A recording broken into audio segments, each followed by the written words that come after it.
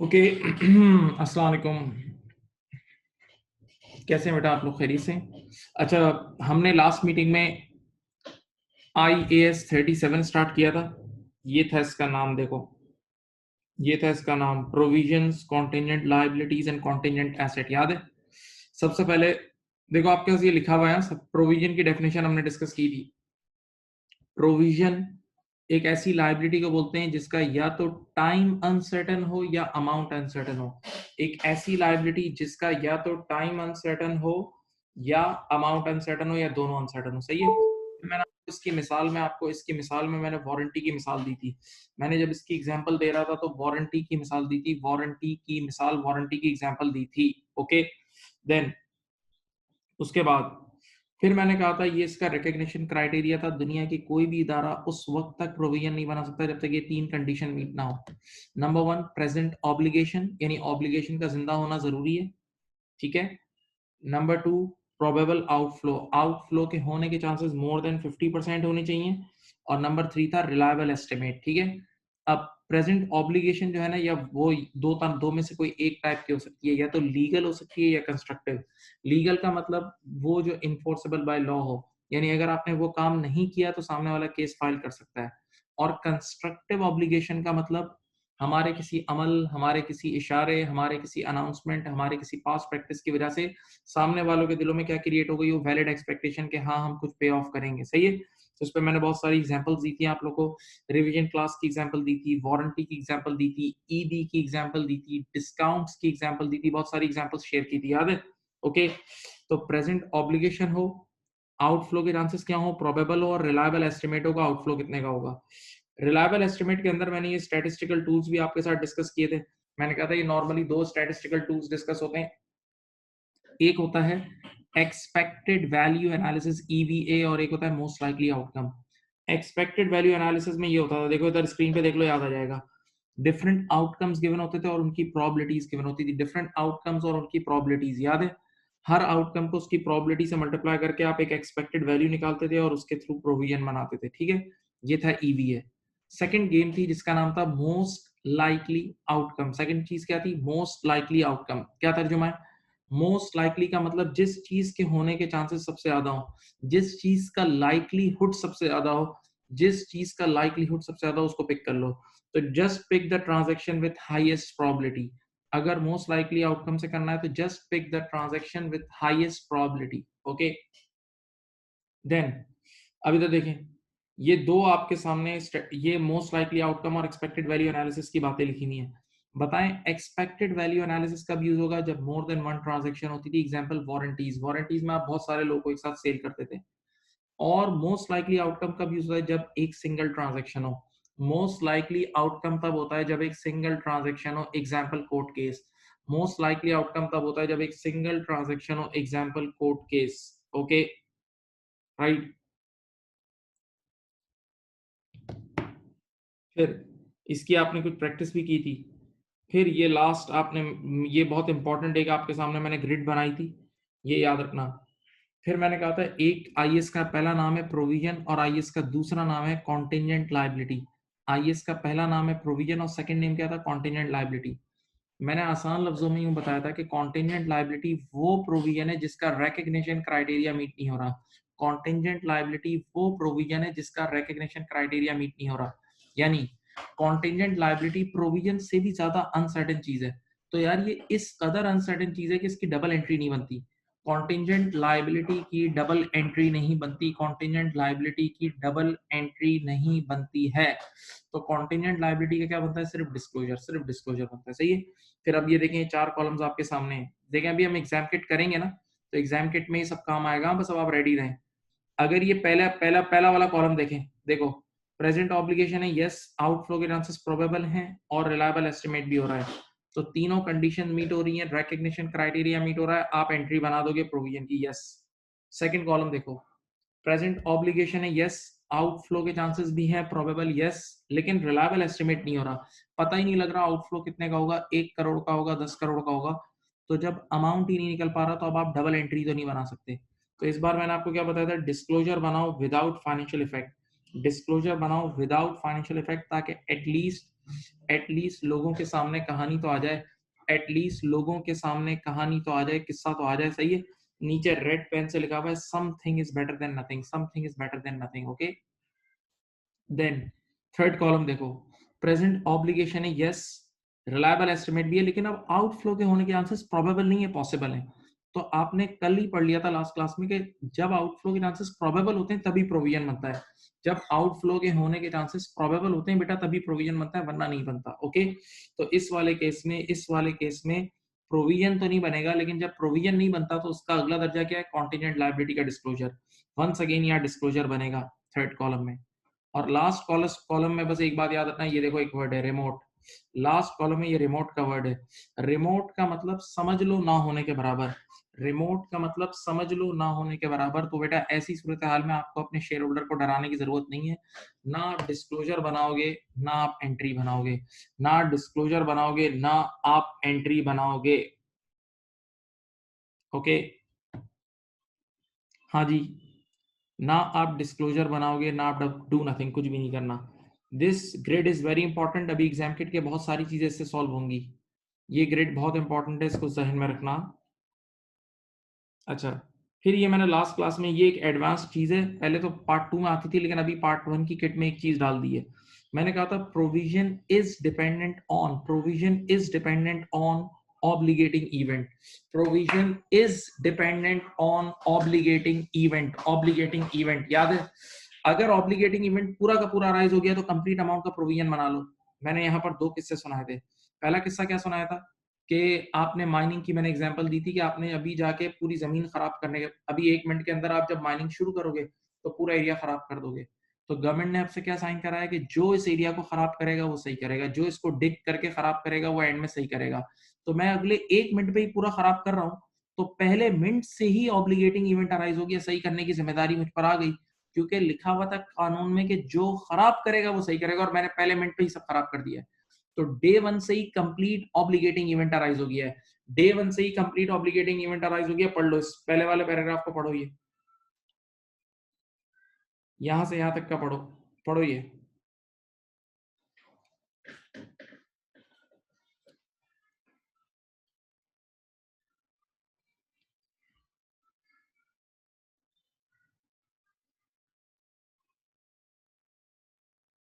सही।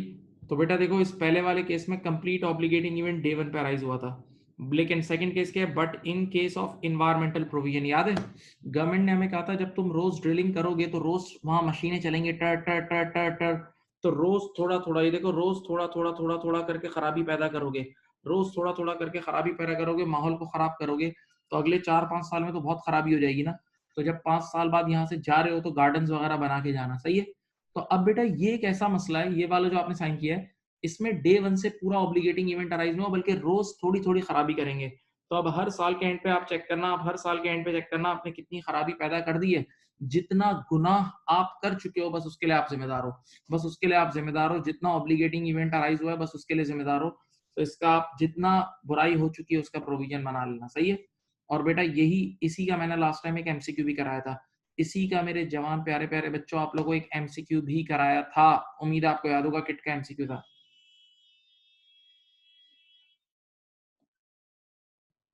ठीक है, देख लो।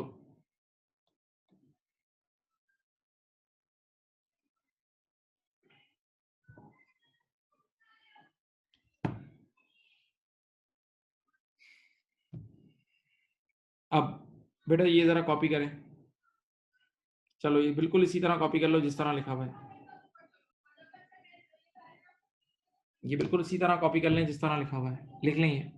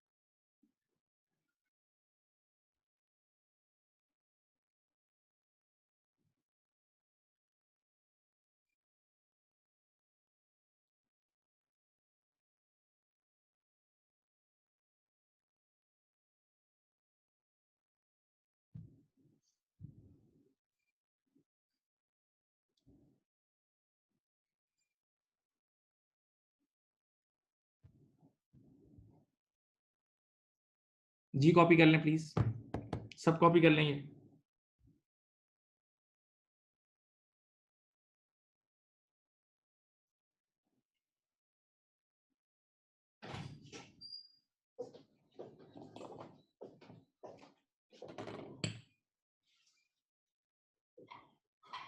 बेटा कॉपी कर लें प्लीज।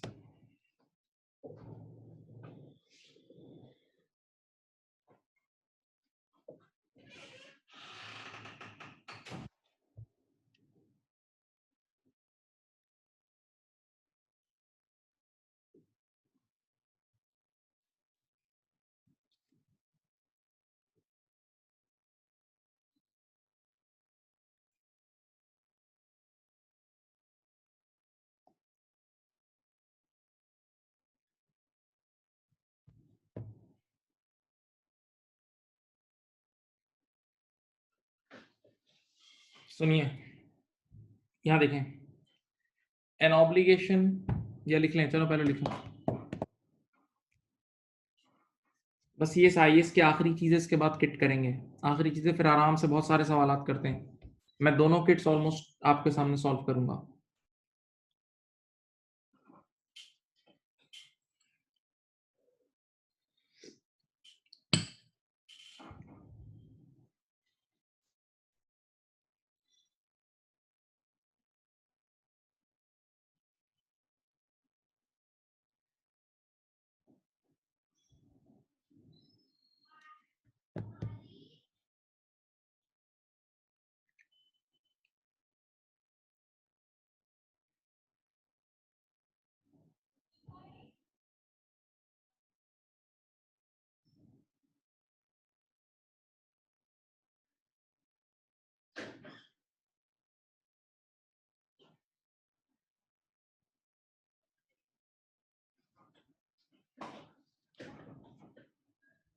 चलो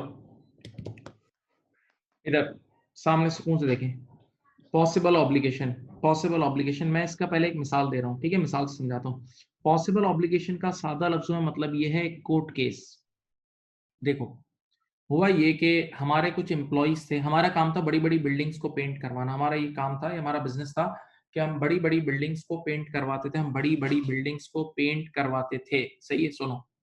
तो आपने देखा है बिल्डिंग्स पेंट कैसी होती है, एम्प्लॉयज रस्सियों से लटक लटक के पेंट कर रहे होते हैं। तो एक एम्प्लॉय रस्सियों से लटका हुआ था और पेंट कर रहा था, अचानक से रस्सी टूटी और गिरा, बेचारा मासूर हो गया, हड्डियां टूट गई। तो उसने हम पे केस कर दिया, उसने कहा यार ये इतने जालिम लोग हैं, 20 साल से इसी रस्सी पे लटकाया हुआ है, तो यार 20 साल से एक ही रस्सी पे लटकाओगे तो रस्सी तो टूटेगी। तो उसने कहा यार इनको हेल्थ एंड सेफ्टी का बिल्कुल ख्याल नहीं है और ये बड़े गंदे लोग हैं। तो अब ईयर एंड पर ये केस हम पे हो चुका है, ईयर एंड पे केस हम पे क्या हो चुका है। अब जरा सुनना, this case is possible obligation. मैं डेफिनेशन रीड कर रहा हूं, आप देखें, मैं डेफिनेशन रीड कर रहा हूं, आप जरा देखें क्या लिखा है, पढ़ो। An obligation that arises from past events, an obligation that arises from past event, याद है वो गिरा था पास्ट में और पास्ट में उसने केस किया था, गिरा पास्ट में था, पास्ट में केस किया था, please involve, and whose existence will be confirmed by the occurrence or non-occurrence of one or more uncertain future events not wholly controllable for that organization। अब सुनो सुनो, उसने हम पे केस कर दिया। अब ये लाइबिलिटी हमें पे करनी पड़ेगी या नहीं पे करनी पड़ेगी, ये डिपेंडेंट है कोर्ट के डिसीजन के ऊपर, ये डिपेंडेंट है कोर्ट के डिसीजन के ऊपर, और कोर्ट का डिसीजन हमारे कंट्रोल में नहीं है, अनसर्टेन है। कोर्ट देखो, not wholly controllable for that organisation.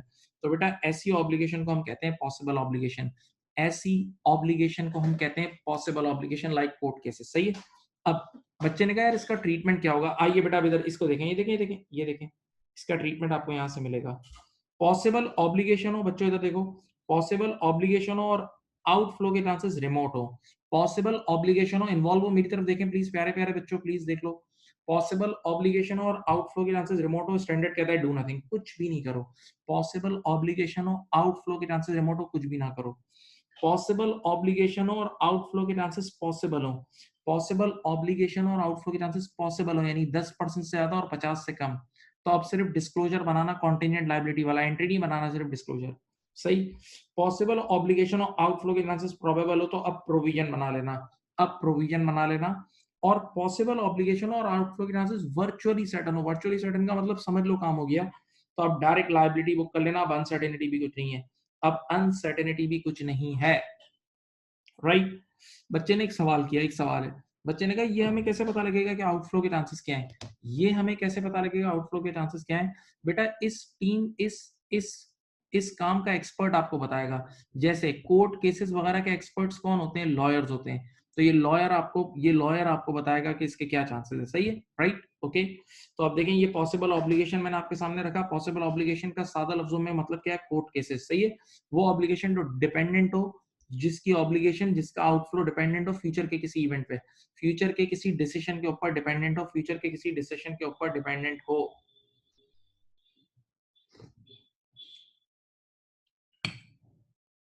अब यार इस आईएएस के 3 नाम थे, प्लीज यहां देखें, इस आईएएस के 3 नाम थे, सब इधर देख के सुने। एक प्रोविजन, एक कॉन्टेंजेंट लायबिलिटी, कान खोलो, एक प्रोविजन, एक कॉन्टेंजेंट लायबिलिटी और एक कॉन्टेंजेंट एसेट। एक प्रोविजन, एक कॉन्टेंजेंट लायबिलिटी और एक कॉन्टेंजेंट एसेट, याद है। अब इस आईएएस के तीसरे नाम पे आ रहा हूं मैं, देखो अब सुनो इधर देखो, कोई मुश्किल नहीं है। जहां जहां मैंने ये देखो इस डेफिनेशन में जहां जहां ऑब्लिगेशन का वर्ड लिखा था ना, ये देखो देखो, जहां जहां मैंने इस डेफिनेशन में ऑब्लिगेशन का वर्ड लिखा था बस वहां वहां एसेट कर दो। ये देखो मैंने यहाँ लिखा पॉसिबल एसेट और ये लिख दिया एन एसेट, खत्म। कुछ भी मुश्किल नहीं है बेटा, जहां जहां मैंने ऑब्लिगेशन लिखवाया था ना डेफिनेशन में, वहां वहां एसेट कर दो। ये पॉसिबल एसेट की डेफिनेशन बन गई। ये पॉसिबल एसेट, और पॉसिबल एसेट का मतलब होता है कॉन्टेंजेंट एसेट। पॉसिबल एसेट का मतलब होता है बेटा कॉन्टेंजेंट एसेट, इसका मतलब है कॉन्टेंजेंट एसेट। अब बच्चे ने कहा इसको आसान लफ्जों में समझा सकते हैं, मैंने कहा बिल्कुल। यार पॉसिबल ऑब्लिगेशन क्या थी? इधर देखो, पॉसिबल ऑब्लिगेशन ये थी कि किसी ने हम पे केस कर दिया था। पॉसिबल ऑब्लिगेशन ये थी कि किसी और ने हम पे केस कर दिया था, और अब अगर हम केस हारेंगे तो हमें देना पड़ेगा ना, हमें देना पड़ेगा। पॉसिबल एसेट ये होगा कि हमने किसी पे केस किया है। पॉसिबल एसेट ये है कि हमने किसी पे केस किया और हम किसी से मांगते हैं, तो अब अगर वो हमें मिल गया तो वो हमारा एसेट है, वो हमारा पॉसिबल एसेट है, सही है। अब बच्चे ने कहा कोई पॉसिबल एसेट की मिसालें, बहुत सारी मिसालें। सुनिए एक मिनट, मैं डेफिनेशन रीड नहीं कर रहा, मिसाल से समझाता हूँ। बेटा इंश्योरेंस क्लेम, इसकी आला मिसाल है इंश्योरेंस क्लेम। हुआ ये कि ईयर एंड से पहले हमारे स्टोर रूम में आग लग गई, तो स्टॉक जल गया। अब वो स्टॉक इंश्योर्ड था, अब वो स्टॉक क्या था? इंश्योर्ड था। तो मैं इंश्योरेंस कंपनी के पास गया, मैंने कहा प्लीज मुझे क्लेम दें। तो इंश्योरेंस कंपनी ने ड्रामेबाजी शुरू की, बोला यार आप लोगों ने वहां पेट्रोल के टैंक खुले पड़े थे, लड़के स्मोकिंग कर रहे थे, तो आग तो लगनी थी। मैंने कहा जो भी है भाई, इंश्योरेंस का मतलब इंश्योरेंस होता है। इंश्योरेंस मींस इंश्योरेंस, आपको क्लेम देना होगा, आपको क्लेम देना होगा। तो अब हुआ ये कि मामला खराब होने लगे, तो फिर हमने उन पे केस किया, कि इंश्योरेंस कंपनी हमें क्लेम नहीं दे रही। तो अब बेटा ये केस आउटस्टैंडिंग है, ये केस ईयर एंड पे आउटस्टैंडिंग है। और अब अगर हम ये केस जीत गए तो सामने वाला बंदा हमें क्लेम देगा, तो उससे हमें बेनिफिट होगा ना। तो that's your possible asset, that's your possible asset या कॉन्टिजेंट एसेट, ओके। ये इसकी पहली मिसाल है। इसकी दूसरी मिसाल सुनो, सुकून से सुनो। ईयर एंड से पहले किसी और ने हमारे ब्रांड का नाम कॉपी किया और दुकान खोल ली। जैसे हमारा मिर्चा वाला इंस्टीट्यूट है, इसी तरह किसी और ने मिर्चा वाला इंस्टीट्यूट के नाम से एक दुकान खोल ली या कोई जगह खोल ली। तो अब हमारे कस्टमर्स को उन्होंने गुमराह किया। अगर हमारे ब्रांड का किसी ने हमसे पूछे बगैर हमारे पेटेंट का, ब्रांड का नाम कॉपी कर लिया, तो इसका मतलब हमारे कस्टमर्स को गुमराह किया और हमें फाइनेंशियल लॉस हुआ। तो हमने उस पर केस कर दिया, हमने उस पार्टी पे केस कर दिया। अब ये केस भी ईयर एंड पे आउटस्टैंडिंग है। अब ये केस भी ईयर एंड पर आउटस्टैंडिंग है, ईयर एंड पे आउटस्टैंडिंग है। तो बेटा अब अगर हम ये केस जीत गए तो सामने वाला विल पे अस पेनल्टी, हमें वो पेनल्टी पे करेगा। तो once again this is contingent asset, this is contingent asset. पढ़ लो डेफिनेशन, पढ़ो, वही बात है।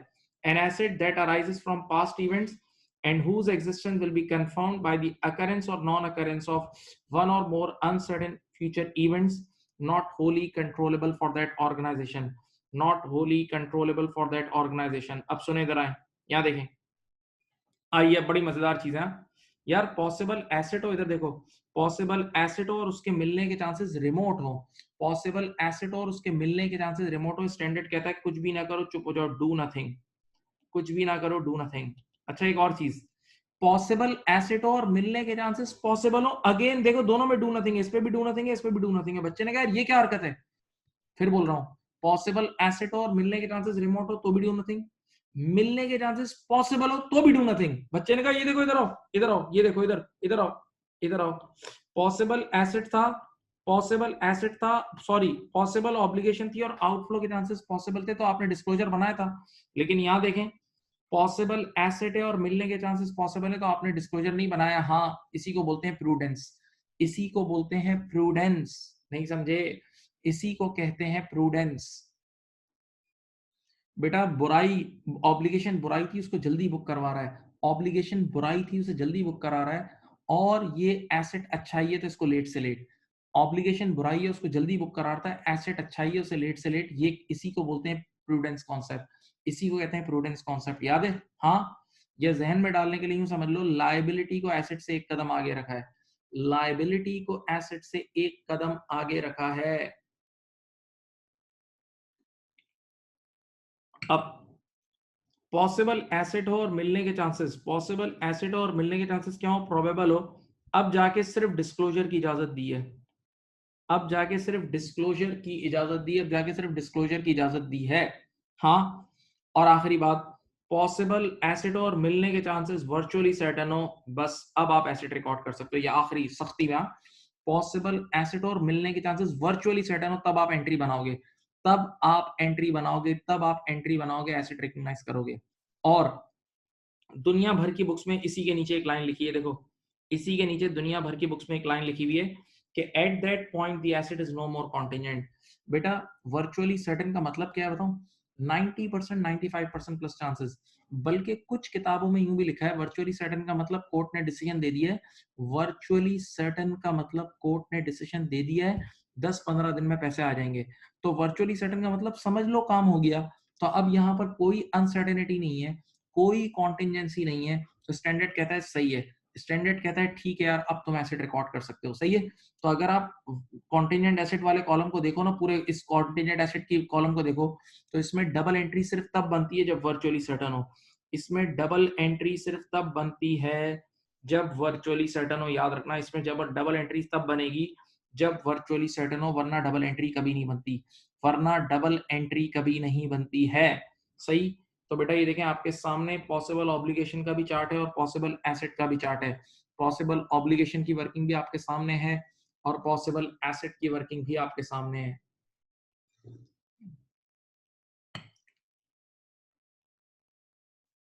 हाँ भाई,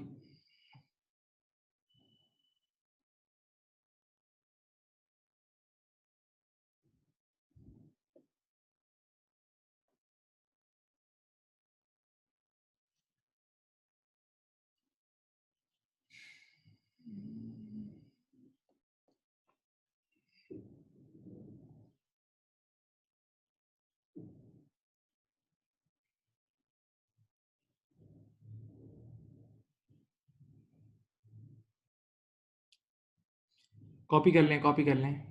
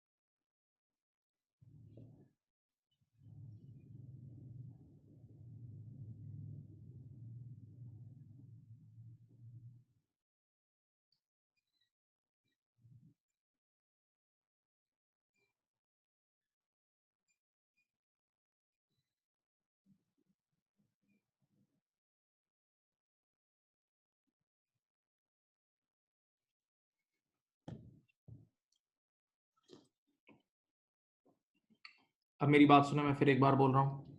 एक बच्चे ने बोला है कॉन्टिजेंट एसेट की क्या क्या मिसालें हो सकती है। मैंने 2 मिसालें दी हैं, आप सोच लें जितनी भी। कॉन्टिजेंट एसेट का मतलब हमें बाद में पैसे मिलेंगे, एक अनसर्टेन एसेट है जिससे हमें बाद में पैसे मिलेंगे। तो एक इंश्योरेंस क्लेम, उससे हमें पैसे मिलते हैं। आपका सुनो, किसी ने आपका नाम चोरी कर लिया तो आपने उस पर केस किया तो आप पैसे मिलेंगे। और सोचें, आपके किसी इंप्लॉय ने आपके साथ कोई करप्शन करके भाग गया, आपका एम्प्लॉय आपकी चीजें चोरी करके भाग गया, आपने उस पे भी केस करा और अब अगर आपकी केस जीत गए तो सामने वाला आपको कॉम्पनसेशन पे करेगा। ये सारे पॉसिबल एसेट हैं, ये सारे के सारे पॉसिबल एसेट हैं। और देखो इस ग्रिड को देखो अच्छी तरह, ये पॉसिबल एसेट की डबल एंट्री सिर्फ तब बनती है जब वर्चुअली सर्टेन हो। ये देखो ये वाले केस में सिर्फ वर्चुअली सर्टेन पे एसेट एंट्री बनती है, वर्चुअली सर्टेन पे इसकी एंट्री बनती है, वरना इसकी एंट्री नहीं बनती, वरना इसकी एंट्री नहीं बनती है। Right, okay. अब जस्ट फॉर योर याद दहानी, मैं अपने लिए नहीं बोल रहा, ऐसे ही एक्स्ट्रा बता रहा हूं यार। मैंने बहुत शुरू में, मैं अपने कोर्स के बहुत शुरू में एक चीज पढ़ाता हूं, इंश्योर्ड स्टॉक स्टोलन। ये मैंने केसेस पढ़ाए थे, अनइंश्योर्ड, इंश्योर्ड, ये केसेस मैंने ही पढ़ाए बेटा। FA2 वालों को भी पढ़ाए, यहां भी पढ़ाए जाते हैं। इंश्योर्ड स्टॉक स्टोलन याद है? हाँ, तो इंश्योर्ड स्टॉक स्टोलन में आप लोग क्या करते थे? आप लोग पहले कॉस्ट ऑफ सेल्स हमेशा डेबिट करते थे जब भी कोई भी और आप सामने क्रेडिट करते थे। आप नहीं नहीं कॉस्ट, सॉरी,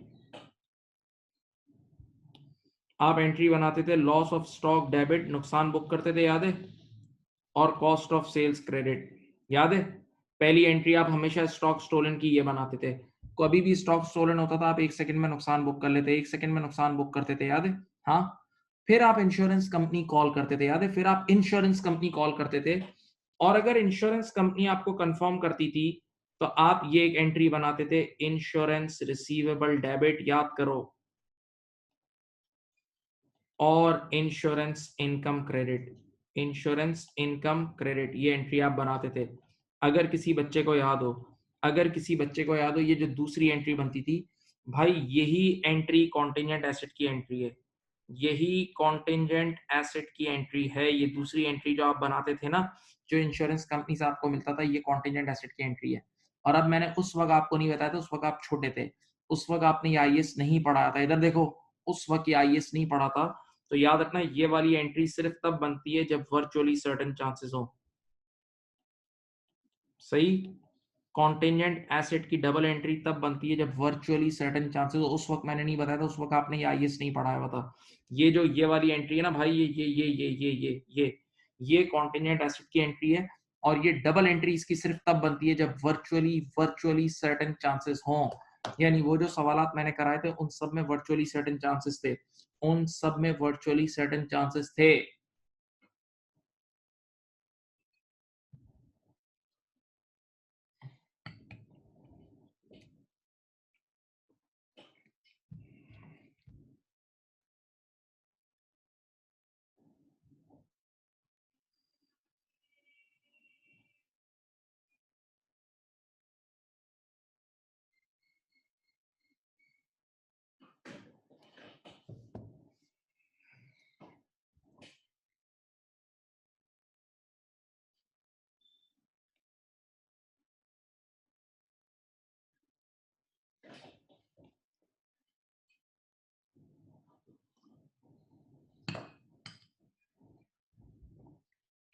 सही, चलो अब आप बिल्कुल खुश हो खुर्रम आराम से बैठें, मेरा काम है, मुझे करने दें। आपको अब क्या क्या चीजें आपके सामने होनी चाहिए पहले देख लो, इंग्रेडिएंट सुन लो, अज्जा। एक ये पेज जो आपने लिखा है ये आपके सामने होना चाहिए। इस पे जो रिमोट पे क्या होगा, पॉसिबल पे क्या होगा, प्रोबेबल पे क्या होगा, ये सब जो लिखा है ये आपके सामने होना चाहिए। एक एक ये पेज आपके सामने होना चाहिए, ये वाला आपने कॉपी किया था, याद है? ये ग्रिड, बस ये दो ग्रिड आपके सामने होगी। मैं आपको इंशाल्लाह समझा दूंगा, मैं आपको इंशाल्लाह वल अजीज समझा दूंगा। ये ग्रिड आपके सामने होनी चाहिए, एक ये वाली, इसको अच्छी तरह पेट भर के देख लो, और एक ये पेज पेट भर के देख लो भाई, पॉसिबल एसेट वाला ये वाला, ठीक है? राइट, चलें, अल्लाह ताला का नाम लेते हैं, और हम अब सीधा यहाँ से चलेंगे एग्जाम किट पे। अब हम एग्जाम किट वाले पेज पर जा रहे हैं, अब हम एग्जाम किट वाले पेज पे जा रहे हैं, चलो।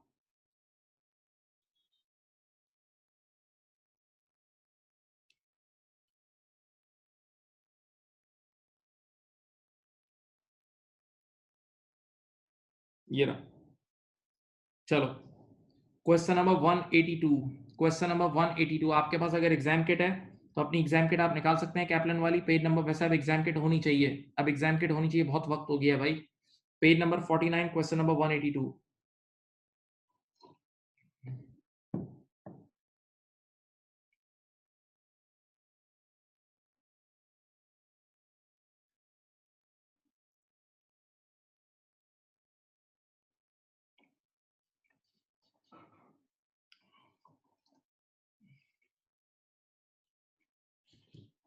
एक नजर इसको देखें, मैं करा रहा हूं, डरो मत।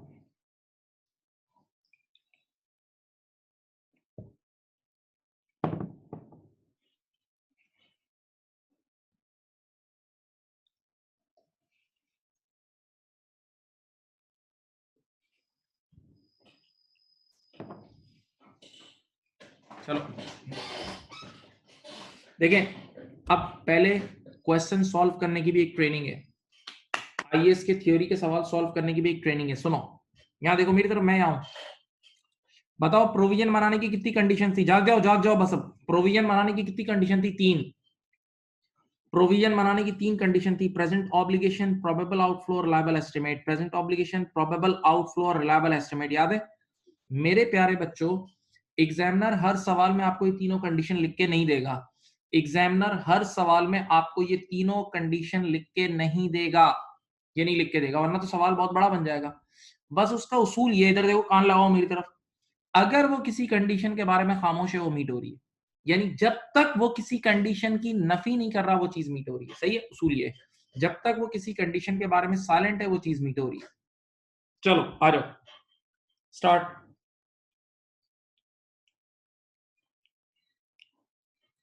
A retail outlet has a policy, पढ़ें,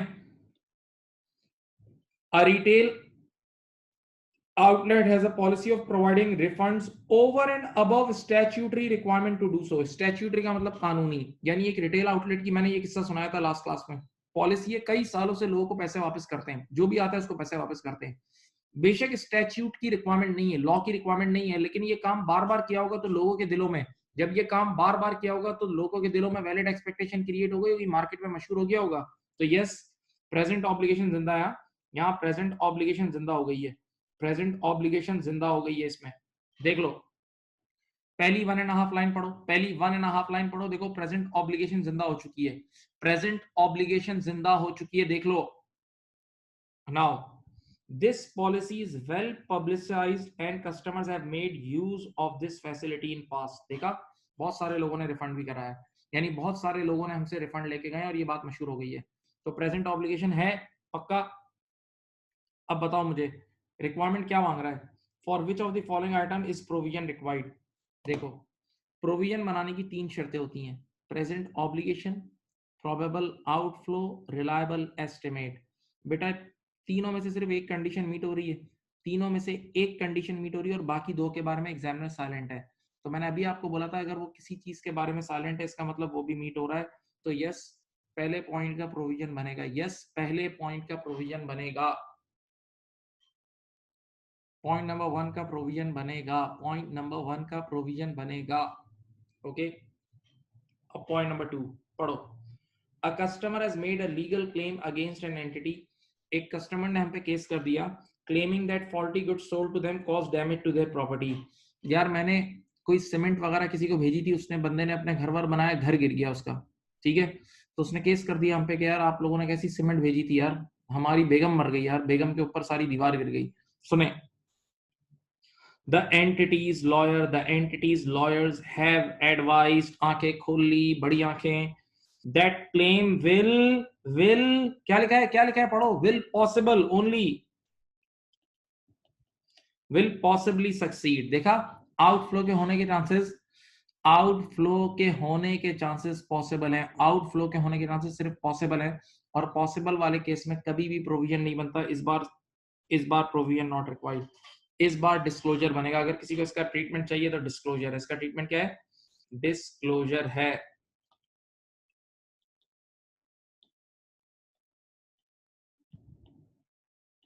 ठीक है, तो पहले वाले में प्रोविजन बनेगा, दूसरे में नहीं बनेगा, देख लो।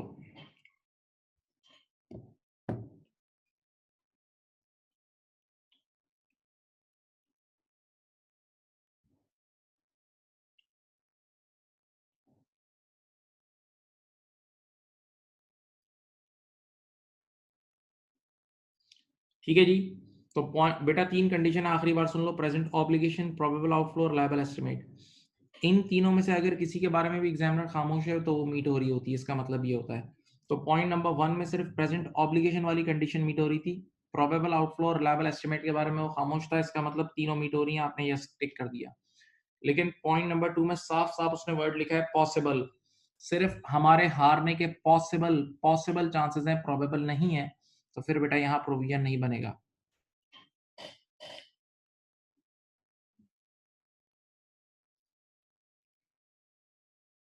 चलो 183 करो करो, आप लोग खुद करो। 183 try your luck. 183 is true and false. 183 is true and false. Come on, come on, come on.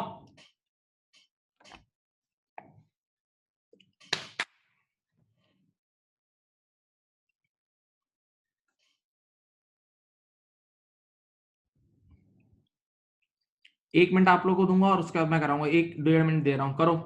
वो जो मैंने आपको लिखवाई हुई है लाइनें, वो पेज सामने रखो। मैंने अभी कुछ पेज बताए थे, वो पेज देखो, उस पेज को देखो, फिर यहां देखो, उस पेज को देखो, फिर यहां देखो। कर लोगे, ट्रू एंड फॉल्स है।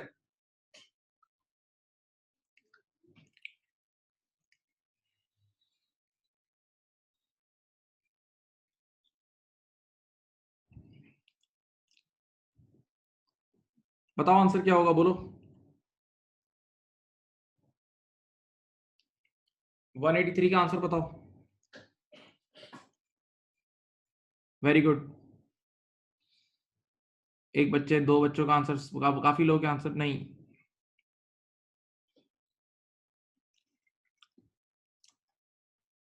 वेरी गुड, काफी लोगों के आंसर सही आ रहे हैं। चलो मैं बताता हूं। Which of the following statement is true और फॉल्स, ठीक है। ए, अभी अभी ताजा ताजा पढ़ा है जो आखिरी।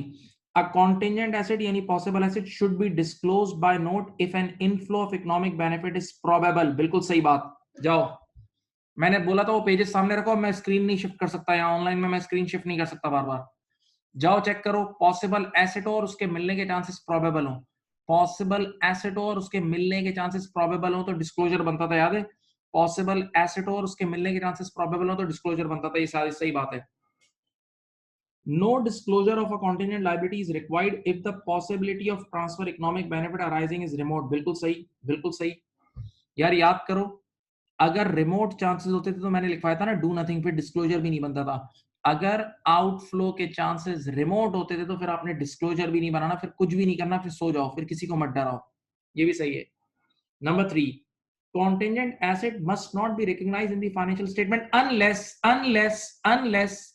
an inflow of economic benefit is virtually certain to arise। बिल्कुल सही है। कॉन्टेंजेंट एसेट की वैसे तो कभी भी डबल एंट्री नहीं बनती सिवाय एक केस में।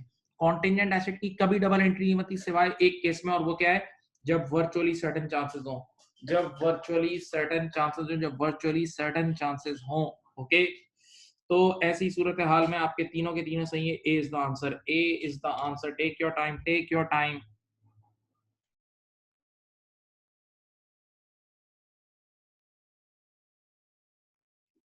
टू क्यों सही है? टू क्यों सही है देख लो। No disclosure of a contingent liability is required if the possibility of a transfer of economic benefit arising is remote. जाओ चेक करो, मैंने अभी लिखवाया है रिमोट में डू नथिंग होता है। जब आउटफ्लो के चांसेस रिमोट हो तो कुछ भी नहीं करते, डू नथिंग होता है। जाओ देख लो। डू नथिंग का मतलब डिस्क्लोजर भी नहीं बनेगा ना, डू नथिंग का मतलब डिस्क्लोजर भी नहीं बनेगा, यही तो बोल रही।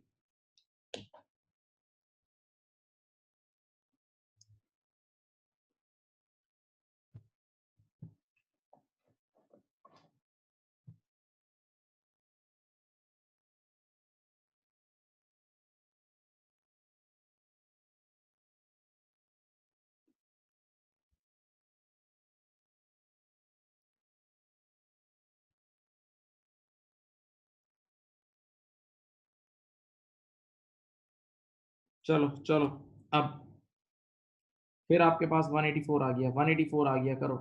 184 ट्राई और लक, 184 ट्राई और लक, 184 ट्राई और लक। एक मिनट।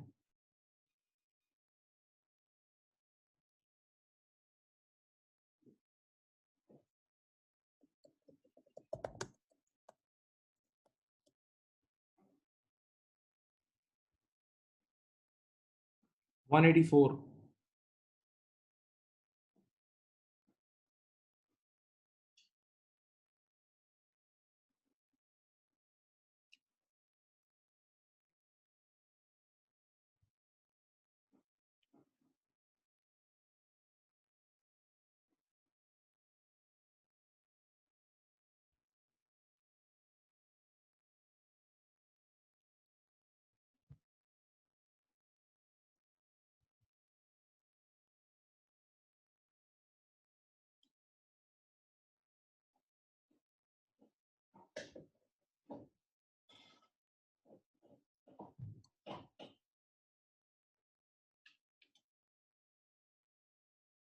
चलो इधर देखो, मैं सॉल्व कर रहा हूँ। मैं चलो वो तीनों कंडीशंस आपके सामने लिखता हूँ ताकि आपको नजर आए। देखो 3 कंडीशन थी ना, याद है? प्रोविजन की, प्रेजेंट ऑब्लिगेशन, ये देख लो बेटा सब बच्चों,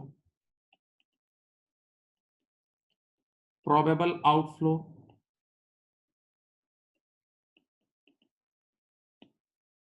और रिलायबल एस्टिमेट, याद है? अच्छा मैं एक बात पहले बोल दूं, अगर आप एक वक्त में मोबाइल भी यूज करेंगे और एक वक्त में वहां भी देखेंगे तो बातें नहीं समझ में आएंगी। पहले बोल रहा हूँ, सिर्फ मेरी तरफ सोच के, गौर से, ठीक है? अपनी बुक्स भी सामने रखें, जो आपको मैंने लिखवाया वो सब एक्टिव रहें। Q company gives warranties on it's product, खत्म बात। इधर देखो, मैंने आज गुड्स बेची और वारंटी दी, मैंने गुड्स बेची और वारंटी दी, यस प्रेजेंट ऑब्लिगेशन अराइज हो गई। गुड्स बेच के वारंटी दी तो उसी वक्त प्रेजेंट ऑब्लिगेशन अराइज हो गई। एक पॉइंट मीट हो गया। अब सुनो, क्यू, बहुत होश में रहना, Q companies statistics show that about 5% of sales give rise to warranty claim. अब ये एक डॉज है।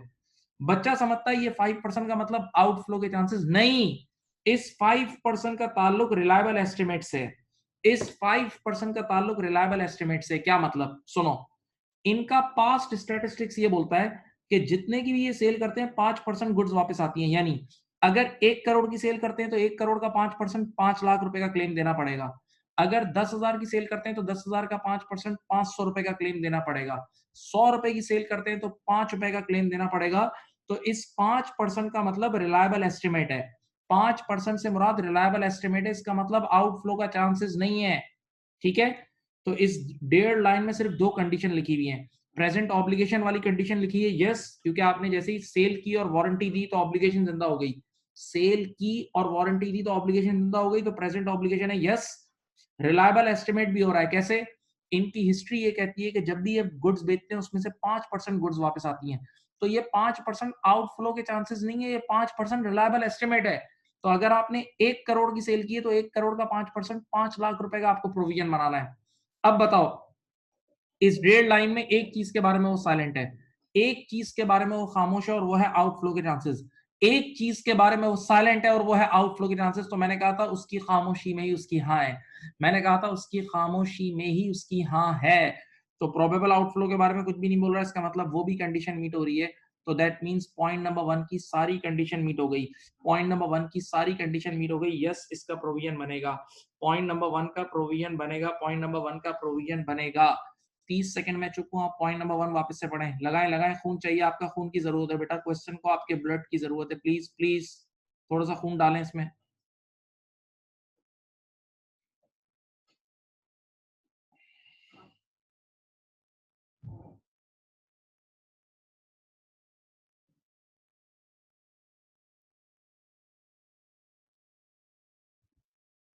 अब बी पढ़ो, क्वेश्चन नंबर 2 पढ़ो, इसका point 2। Q company has guaranteed overdraft of another entity. सुनो भाई, हम लोग क्यू हैं, ये एक और ए कंपनी और ये बैंक है। ये देखो, ये देखो, हमने क्यू ने बैंक को ये गारंटी दे दी कि हाँ यार आप ए को, क्यू ने, हम लोग क्यू कंपनी, हमने बैंक को ये गारंटी दे दी कि हाँ भाई आप ए को ओवरड्राफ्ट दो, ये खानदानी आदमी है। अगर ये भाग गया हमसे ले लेना, अगर ये भाग गया तो हमसे ले लेना। तो इसका मतलब आपने गारंटी दी तो प्रेजेंट ऑब्लिगेशन अराइज हो गई, गारंटी दी तो आपने प्रेजेंट ऑब्लिगेशन अराइज हो गई। सोचो, हाँ पक्का ऐसा ही है।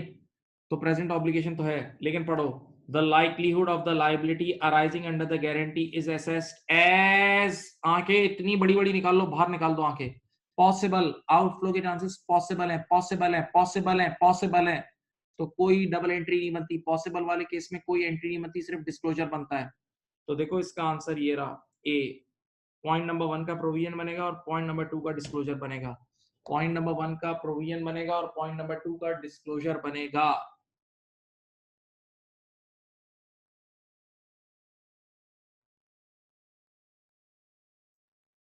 हाँ भाई, हाँ भाई, बोलो।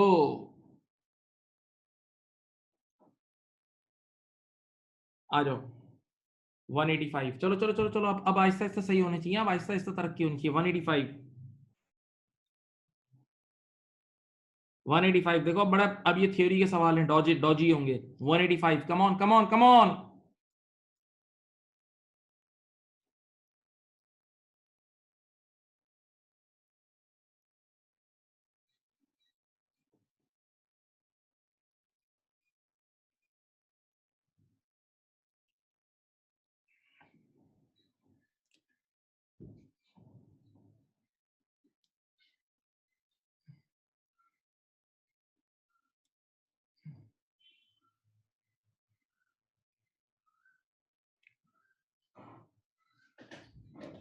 चलो, which of the following statement relating to IS 37, which of the following statements relating to IS 37 is correct?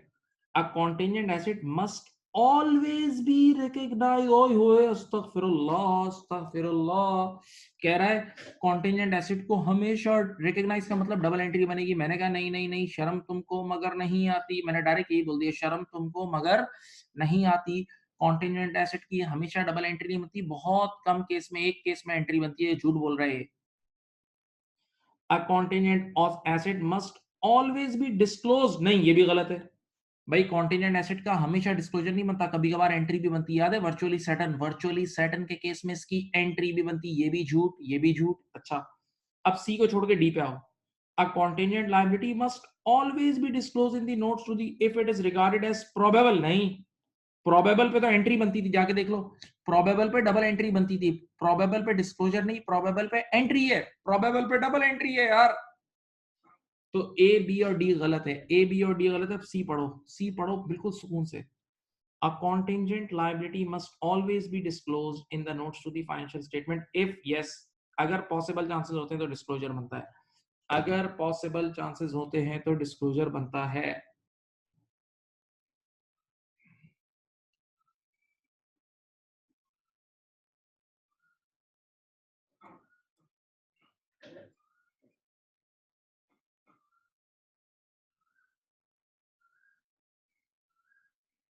चलो ये दोनों करो। 186 187 करो। एक मैं सवाल लास्ट क्लास में करा दिया था। 186 187 करो। तुम्हारे पास है 2 या 3 मिनट, 2 या 3 मिनट है। कर लो भाई, कर लो कर लो।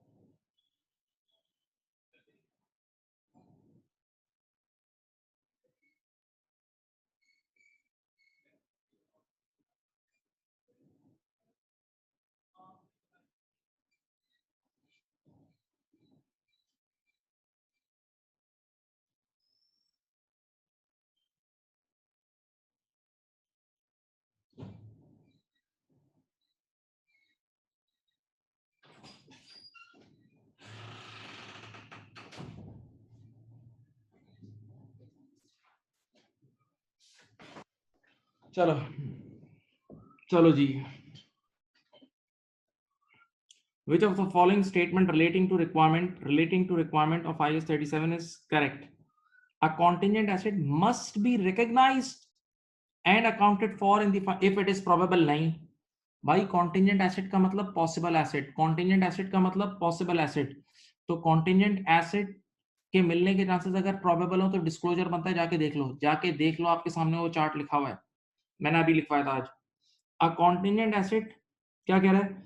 मस्ट नेवर बी रिकॉग्नाइज, ये भी इंतहा पसंदी है, नहीं ये भी इंतहा पसंदी है. कॉन्टिजेंट एसेट कभी कभार रिकॉग्नाइज होता है, अगर वर्चुअली सर्टेन चांसेस हो तो रिकॉग्नाइज होता है, डबल एंट्री बनती है, सही है. C, a contingent liability must either be recognised and accounted for in the financial statement or disclosed in the notes to the account. सुनो भाई, अब एक बात सोचो, एक चीज आराम से सोचो. कह रहा है कॉन्टिजेंट लायबिलिटी या तो डिस्क्लोज या तो रिकॉग्नाइज होती है या क्या होती है, accounted for in the financial statement और disclose to the notes to the accounts. सुने बेटा, कॉन्टिजेंट लायबिलिटी का एक केस ऐसा भी होता है जिसमें डू नथिंग करते हैं, याद है डू नथिंग. तो ये कह रहा है या तो कॉन्टिजेंट लायबिलिटी डिस्क्लोज होती है या फिर उसकी डबल एंट्री बनती है. मैंने कहा नहीं, एक ऐसा केस भी होता है रिमोट वाला जिसमें हम डू नथिंग भी करते हैं, तो ये भी गलत है. Now, a contingent liability may not be required to be accounted for or disclosed in the notes to the account in the notes to the under certain circumstances. Yes, remote, बिल्कुल. कह रहा है, एक मिनट इस line को पढ़ें भैया, बड़ी टेक्निकल लाइन है, सुने. यहाँ देखिए, इसके अल्फाज पढ़ें, अंग्रेजी पढ़ें. कह रहा है a contingent liability may not be required to be accounted for or disclosed. बेटा कभी कभार हालात ऐसे होते हैं, सुकून से सुने, कि ना कॉन्टिजेंट लायबिलिटी की एंट्री बनती है और ना उसका डिस्क्लोजर बनता है. और वो हालात क्या होते हैं, रिमोट वाले. तो इसने यूं लिख दिया अंडर सर्टेन सर्कमस्टेंसेस. यस, ऐसा मुमकिन है कि कुछ भी ना हो, तो ये बिल्कुल मुनासिब बात है. डी वाली बात बिल्कुल मुनासिब बात है. डी इज द मुनासिब बात. मैं रुक रहा हूं, सोच लो. मैं रुक रहा हूं, सोच लो. अब 187 आओ. once again, a provision will always. यार एक तो ये फतवे जो है ना, फतवा ये मुझे बुरा लगता है बहुत, एकदम फतवा देते हैं हमेशा. ओए बहुत बड़ी बात. will always be classified as falling due for payment within 12 months of the reporting date, whereas the liability. नहीं भाई नहीं, ऐसा कभी भी हमने नहीं पढ़ा. बेटा लास्ट क्लास में मैंने आपको ये रहा सवाल, ये देखो इस सवाल में मैंने तुम्हें नॉन करंट लायबिलिटी में प्रोविजन क्लासिफाई करा. नहीं देखो, सी आंसर आया था ना लास्ट क्लास में, 188 का सी आंसर आया था. भाई अगर कोई ऐसा प्रोविजन हो, सोचो कोई ऐसा प्रोविजन हो जो तुम्हें 1 साल बाद पे करना है, कोई ऐसा प्रोविजन हो जो तुम्हें 1 साल बाद पे करना है, तो वो नॉन करंट लायबिलिटी हो सकती है ना. ये क्या कह रहा है, अब एक इसका 187 का पॉइंट नंबर 1 पढ़ो. कह रहा है प्रोविजन विल ऑलवेज, हमेशा हमेशा, will always be falling due for payment within. नहीं यार, ऐसा कुछ नहीं है. प्रोविजन कई सालों बाद का भी हो सकता है बेटा. ये गलत बात कह रहा है, ऐसा कुछ भी नहीं है. 1 is wrong, ये गलत है. Now, a provision requires judgment. Yes, estimation अंदाजा होता है, प्रोविजन के अंदर जजमेंट होती है. टू क्वांटिफाई द अमाउंट और the date of payment. Yes, या तो याद है प्रोविजन की डेफिनेशन, थी provision is a liability of uncertain timings और अमाउंट. या तो टाइम अनसर्टेन हो सकता है या अमाउंट, या दोनों. Whereas the liability is normally capable of precise calculation and the date of payment can be determined. बिल्कुल सही बात है. एक नॉर्मल लायबिलिटी में और प्रोविजन में यही तो फर्क है. पहली क्लास के शुरू के 15 मिनट याद है लास्ट की, मैंने कहा था एक नॉर्मल लायबिलिटी के अंदर अनसर्टेनिटी नहीं होती, जबकि प्रोविजन के अंदर अनसर्टेनिटी होती है. एक नॉर्मल लायबिलिटी में अनसर्टेनिटी नहीं होती, जबकि प्रोविजन में अनसर्टेनिटी होती है. देन उसके बाद third, a provision meets the definition of a liability but is subject to uncertainty regarding to exact amount. बिल्कुल सही है. प्रोविजन है liability, provision is a liability, लेकिन साथ क्या होता है, ऑफ अनसर्टेन टाइमिंग्स और अमाउंट. यानी एक नॉर्मल लायबिलिटी में और प्रोविजन में क्या फर्क है, नॉर्मल लायबिलिटी में अनसर्टेनिटी नहीं होती, जबकि प्रोविजन एक ऐसी लायबिलिटी है जिसका है तो टाइम अनसर्टेन है या अमाउंट अनसर्टेन है. तो answer is B. 187 answer is B.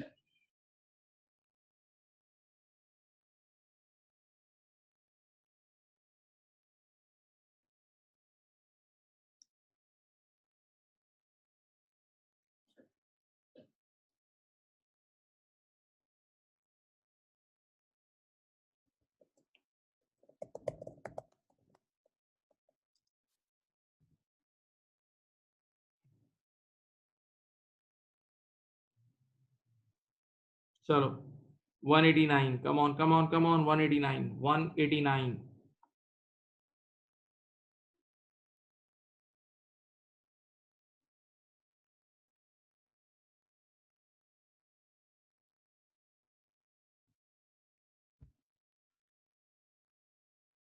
189, come on come on.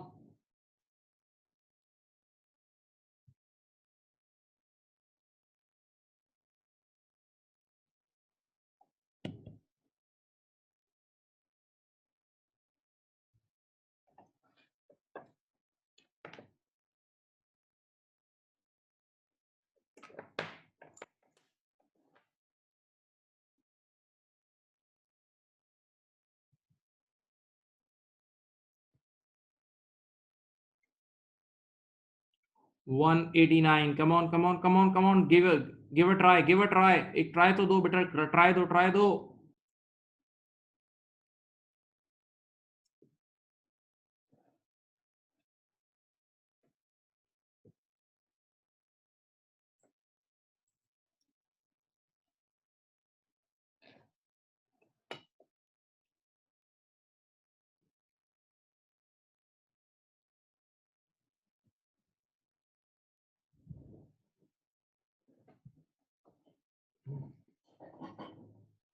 चलो. Recently, users of new perfume have suffered blistering of the skin along with the considerable pain and discomfort following investigation by the manufacturer, Fleur Company. It appears that products contamination occurred during the bottling process. पढ़ लो, आंखें खोलो, कोई मुश्किल अंग्रेजी नहीं है. Which was performed by bottler. Fleur Company's legal representative have advised that it is probable that customer will make valid compensation claims totalling 3 million. यानी customer तो हमें यहाँ से पकड़ लेंगे, कस्टमर तो हमें पकड़ेंगे, और कस्टमर जो हम पे केस करेंगे ना, वो हमारे लिए ऑब्लिगेशन है. अगर कस्टमर ने हम पे केस किया तो वो हमारे लिए ऑब्लिगेशन है. और ऑब्लिगेशन वाले केसेस में कौन से चांसेस हैं? पढ़ो, प्रोबेबल चांसेस हैं. ऑब्लिगेशन के केसेस में प्रोबेबल चांसेस हैं तो प्रोविजन बनेगा. ऑब्लिगेशन का केस हो, और प्रोबेबल चांसेस हो तो प्रोविजन बनता है. And that is probable, Fleur company will be able successfully counter claim against bottler for the same amount. यार अब ये बड़ा मजेदार सवाल है, अगर आप समझ जाएं. एक मिनट देखें, हमारा नाम क्या है? हम लोग एफ कंपनी, ये देखें हम लोग हैं फ्लियोर कंपनी. क्या नाम है हमारा? एक मिनट ठहरो, ये हमारी कंपनी है. हम लोग यहाँ पीछे से, ये सप्लायर है, ये देखो पीछे सप्लायर है, ये हमें बेचता है, हम आगे बेचते हैं कस्टमर को. जान नहीं लगाओगे, नहीं समझ में आएगा, पहले बोल रहा हूं, इसमें जान लगानी पड़ेगी. हम लोग, ये फ्लियोर कंपनी है, सही है. कस्टमर पीछे से उसने माल गलत भेजा, हमें, हमने आगे भेजा, लोगों ने लगाया परफ्यूम, स्किन सारी जल गई, अजीब हो गई, खुजलियां कर करके अजीब हो गए. कस्टमर ने हमें आके पकड़ा, तो कस्टमर ने जब हमें पकड़ा पकड़ा तो वो हमारे लिए ऑब्लिगेशन है. कस्टमर ने जब हमें पकड़ा, कस्टमर ने हमें पकड़ा तो वो हमारे लिए क्या है? ऑब्लिगेशन, क्योंकि हमें कस्टमर को क्लेम देना है. और ऑब्लिगेशन वाले केसेस में प्रोबेबल चांसेस हो, ऑब्लिगेशन वाले केसेस में प्रोबेबल चांसेस हो तो प्रोविजन बनेगा. तो हाँ, हमें तो इनको पे करना पड़ेगा, तो हम अपना तो प्रोविजन बनाएंगे, क्योंकि हमें सामने वालों को पे करना है, हमारा तो प्रोविजन बनेगा. अब बेटा हम लोग फ्लियोर कंपनी है, हम पीछे जाके हमने उनको पकड़ा, हमने कहा आप हमें क्लेम दें. तो अब हम सप्लायर से जो चीज मांगने जा रहे हैं, वो हमारा कॉन्टेंजेंट एसेट है. पीछे जाके जो चीज हम मांगने जा रहे हैं वो हमारे लिए क्या है? कॉन्टेंजेंट एसेट है, सही है. पीछे जाके हम जो सप्लायर से मांग रहे हैं वो कॉन्टेंजेंट एसेट है. और कॉन्टेंजेंट एसेट की डबल एंट्री सिर्फ तब बनती है जब वर्चुअली सर्टेन हो. कॉन्टेंजेंट एसेट को रिकॉग्नाइज सिर्फ तब करते हैं जब वर्चुअली सर्टेन हो. और अगर कॉन्टेंजेंट एसेट के मिलने के चांसेस प्रोबेबल हो तो डिस्क्लोजर बनेगा. अब आप आंखें खोल के लास्ट लाइन पढ़ो, देखो क्या लिखा है. And it is just probable, देखो सिर्फ प्रोबेबल चांसेस हैं. Fleur company will be able to successfully counter claim against the bottler for the same amount. यार पीछे से जो हमें मिलेगा उसके भी प्रोबेबल चांसेस हैं, लेकिन इत्तेफाक की बात है, पीछे से जो हम क्लेम कर रहे हैं वो कॉन्टेंजेंट एसेट है. अब जाके देख लो, कॉन्टेंजेंट एसेट और मिलने के चांसेस प्रोबेबल हो तो सिर्फ डिस्क्लोजर बनेगा. सिर्फ क्या बनेगा? डिस्क्लोजर. तो एक तरफ हमें प्रोविजन की एंट्री बनानी है, और एक तरफ हमें कॉन्टेंजेंट एसेट का डिस्क्लोजर बनाना है. सुनो, अब पढ़ो, there should be a provision of 3 million only recognise, नहीं, गलत, सिर्फ एंट्री नहीं एक डिस्क्लोजर भी है। There should be a provision and an asset, गलत, कह रहे हैं इधर से हम प्रोविजन बनाएंगे और पीछे से एसेट की एंट्री बना लेंगे, नहीं एसेट की एंट्री नहीं बनेगी, एसेट का सिर्फ डिस्क्लोजर बनेगा, कॉन्टेंजेंट एसेट का बच्चों सिर्फ डिस्क्लोजर बनेगा, जागो। नो प्रोविजन, और भाग यहां से, सी तो बिल्कुल गलत है, सी में कह रहा है प्रोविजन भी नहीं बनेगा, मैंने कहा नहीं प्रोविजन तो बिल्कुल बनेगा, प्रोविजन की तो कंडीशन मीट हो गई है। अब डी पढ़ें, there should be a provision of 3 million, yes हम अपने सामने वालों के लिए जिम्मेदार हैं, and a disclosure note only to deal with the contingent asset, बिल्कुल सही बेटा। सामने वाले जो हमारे पास आ गए, सामने वाले जो हमारे पास आ गए उनको तो हमें क्लेम देना पड़ेगा क्योंकि प्रोबेबल चांसेस ऑफ आउटफ्लो हैं, लेकिन वहां पीछे से जो मांग रहे हैं हम, पीछे से जो हम एसेट मांग रहे हैं उसके मिलने के चांसेस प्रोबेबल हैं, और एसेट वाले केस में प्रोबेबल हो तो कॉन्टिजेंट एसेट का डिस्क्लोजर बनता है, तो आंसर इज डी। पढ़ के सोच लो भाई, अब थोड़ी सी एनर्जी आप लोगों को भी लगानी पड़ेगी, क्या करें। किसी से हो गया था ये क्वेश्चन नंबर 189, समझ में आया, बोलो।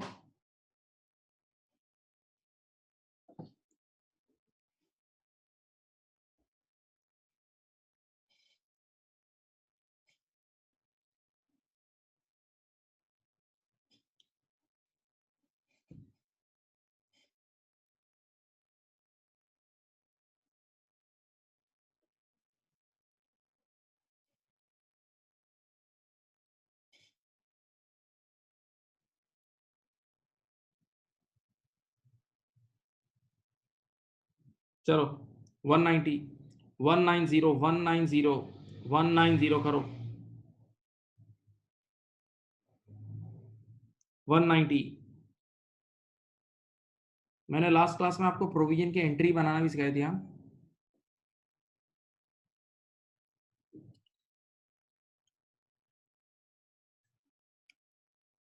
बेटा प्रोविजन की एंट्री मैंने खुद अपने हाथ से बनाई थी आपके सामने, P&L डेबिट पहली बार जब प्रोविजन बनता है और प्रोविजन क्रेडिट, याद है, ये मैंने एंट्री खुद बनाई थी लास्ट क्लास में, देख लो अपने नोट्स में देख लो।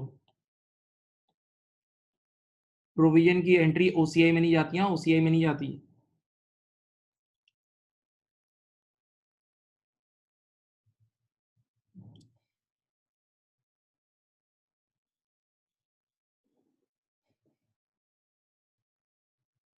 बताओ, तुम लोगों ने एक चीज पढ़ी थी, अगर तुम लोगों को याद हो तो, एक चीज अगर तुम्हें याद हो, इधर देखो, तुमने बैड डेट्स का चैप्टर याद है, बैड डेट्स का बहुत अच्छी तरह पढ़ा हुआ है, तो एक चीज याद रखना, अगर कंटिन्यूइंग से प्रोविजन बन रहा हो ना, इस साल का ओपनिंग प्रोविजन भी गिवन हो और क्लोजिंग प्रोविजन भी गिवन हो, आराम से सुनो। देखो जिंदगी में पहली बार जब प्रोविजन बनता है तो पूरा का पूरा एक्सपेंस है, लेकिन आने वाले सालों में अगर इंक्रीज, ये डायलॉग सब कान खोल के सुनो, आने वाले सालों में इंक्रीज इन प्रोविजन एक्सपेंस होता है और डिक्रीज इन प्रोविजन इनकम होता है, यहाँ वही बात सेम है। आने वाले सालों में अगर इंक्रीज इन प्रोविजन यानी मजीद प्रोविजन बना रहे होगे तो एक्सपेंस आएगा, और डिक्रीज इन प्रोविजन इनकम होगी। चलो आसानी से कर सकते हो। Electrode manufactures vacuum cleaners and allows customer 3 months from the date of purchase to return cleaners if they are dissatisfied with the product for any reason। सही, कस्टमर्स आपको वापस कर सकते हैं।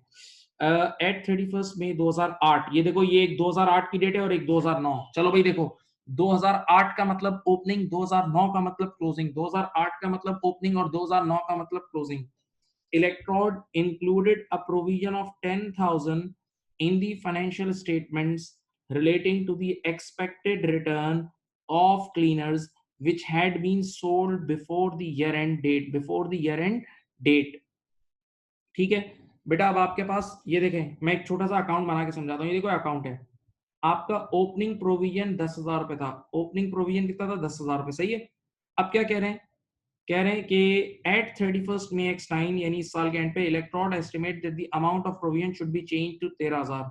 अब क्लोजिंग प्रोविजन कितना है, 13,000, तो मुझे बताओ ओपनिंग प्रोविजन 10 है, क्लोजिंग 13 है, कितने से इंक्रीज हो रहा है, 3,000 से इंक्रीज हो रहा है, 3,000 से इंक्रीज हो रहा है, तो 3,000 का और प्रोविजन बन जाएगा, 3,000 का और प्रोविजन बन जाएगा। तो जब 3,000 का और प्रोविजन बनेगा, 3,000 का और प्रोविजन बनेगा, तो प्रोविजन की एंट्री क्या होती है, ये होती है, देख लो, प्रोविजन की एंट्री होती है P&L डेबिट 3,000 और provision credit 3,000, answer is C. ठीक है यार, ऑलरेडी ओपनिंग लास्ट ईयर हमने 10,000 का प्रोविजन बना लिया था, इस बार 10 को 13 पे लेकर आना है, 10 को 13 पे लेकर आना है तो सीधी सी बात है 3000 का और प्रोविजन बनेगा, 3000 का और प्रोविजन बनेगा। किसी ने किया था ये? मेरे ख्याल से इस बार आंसर दिए हैं बच्चों ने। 190 का आंसर है सी। मैं रुक रहा हूं, देख लो।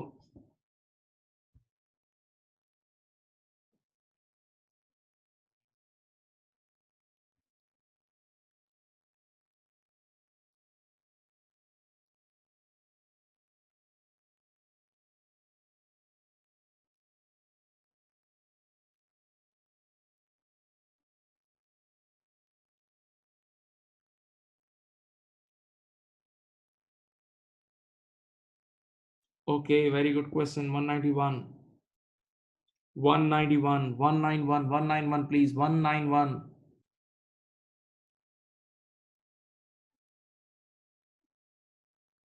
191 प्लीज।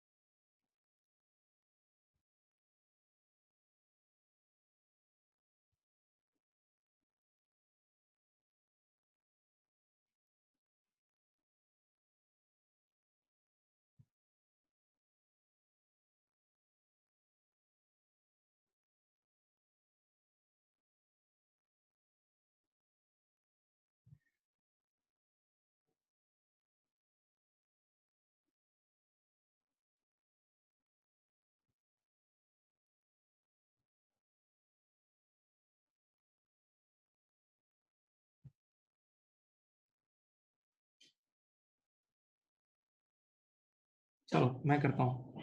आंसर आ रहे हैं, गुड। क्या कह रहे हैं? ड्यूरिंग द ईयर एंडेड, दिल से जब आगे हो तो दिल से पढ़ो please.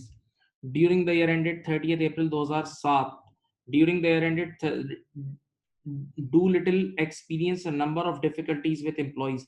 On 1st April X7, Doolittle dismissed, लात मार के निकाल दिया, बोला भाग यहाँ से, dismissed an employee and subsequently received a notice of a claim for unfair dismissal amounting to 50,000। Employee खड़ा हो गया, एम्प्लॉय ने कोर्ट का दरवाजा खटखटाया और हम पर केस कर दिया कि भाई चलो 50,000 डॉलर की कॉम्पनसेशन दो।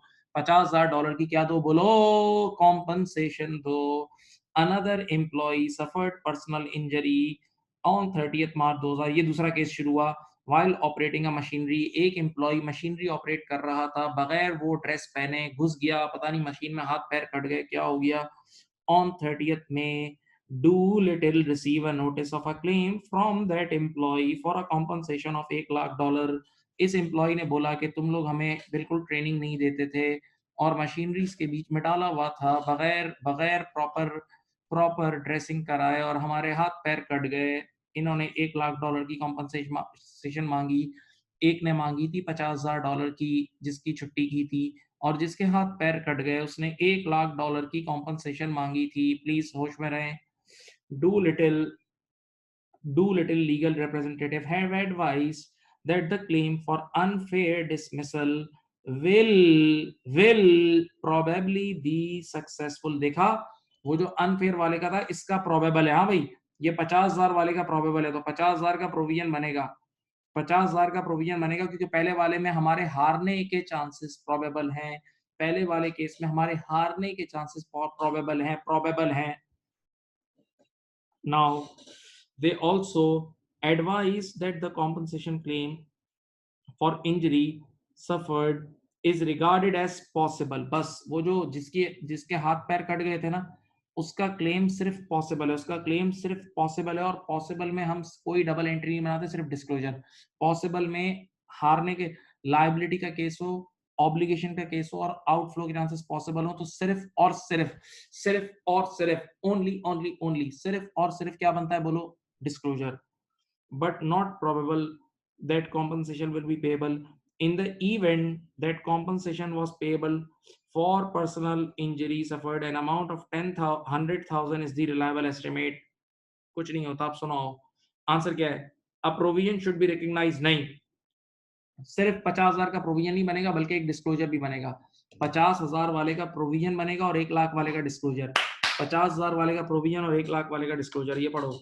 A provision should be recognized in the financial statement for 50,000 plus a disclosure note included of the possible compensation. Yes, yes, yes.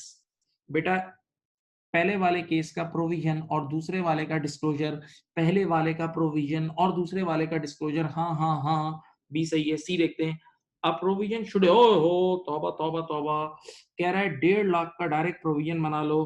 1.5 lakh का डायरेक्ट प्रोविजन बना लो. 1.5 लाख का डायरेक्ट प्रोविजन बना लो. A provision should be recognized.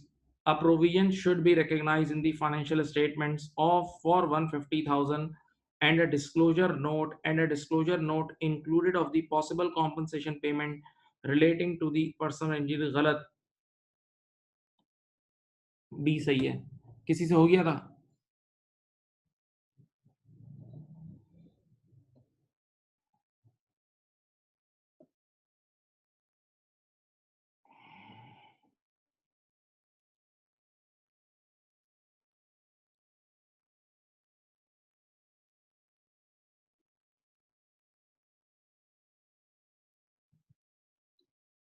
एक सवाल आया है भाई, मैं जवाब दे रहा हूँ. एक सवाल आया है सर. एक बच्चा कह रहा है सिर्फ प्रोविजन होना चाहिए था क्योंकि दूसरे एम्प्लॉय का नोटिस ईयर एंड के बाद आया है. बेटा आप लोग सून सून बहुत जल्द आप इसके बाद ही एक आईएएस पढ़ोगे, IS-10 events after the reporting period. भाई ईयर एंड से पहले इवेंट तो हो चुका था ना. ईयर एंड से पहले उसके हाथ पैर तो कट चुके थे ना. और उसी ईयर एंड के पहले वाले इवेंट की वजह से ईयर एंड के बाद वो आपको उसने नोटिस भेजा. तो ये स्टिल इसी साल का इवेंट है. स्टिल इसी साल का इवेंट है. क्योंकि ईयर एंड के, सुकून से सुनो, ईयर एंड के बाद जो नोटिस आया उसकी वजह, उसका सबब क्या था? ईयर एंड से पहले वो जख्मी होना. ईयर एंड से पहले जख्मी होना. तो इसका मतलब जब ईयर एंड से पहले जख्मी होना, ईयर एंड से पहले जख्मी होना इवेंट मौजूद है ना ईयर एंड पे, तो बेटा उसको अब इसी साल इंक्लूड करेंगे. उसका डिस्क्लोजर इसी साल इंक्लूड करेंगे क्योंकि उसकी वजह ईयर एंड पे मौजूद है. 191 आंसर इज बी.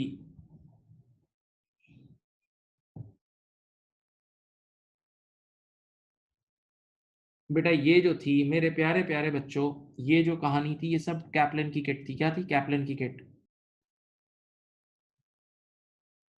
अब हम जो मूव करेंगे, हम बीपीपी की किट की तरफ मूव कर रहे हैं. Now we are moving towards BPP kit. BPP की किट में सवाल इतने मुश्किल नहीं है, बच्चों वाले सवाल हैं. ये ज्यादा अच्छे सवाल थे, बहुत अच्छे सवाल आते हैं. ठीक है. अच्छा देखो, अब मैं फिर एक बात बोल रहा हूँ. जितने भी आईएएस हैं, जितने भी आईएएस हम पढ़ेंगे उनकी बुक रीडिंग करनी है. अब आप लोग की तरतीब मैं बता रहा हूँ क्या करना है. आप लोगों ने पहले जो आपने यहाँ कॉपी किया वो वापस से पढ़ो, फिर से किट करो और फिर से अपनी बीपीपी की स्टडी टेक्स्ट जाके पढ़ो. IS-37 है, जो भी आईएएस है ना, उसको अपनी स्टडी टेक्स्ट में से लाजमी पढ़ें. स्टडी टेक्स्ट में और अच्छे अच्छे छोटी छोटी कटिंग्स मिलेंगी. ठीक है. या आप लोगों के पार्ट पे काम है, अपना काम नहीं करोगे तो काम पूरा नहीं होगा.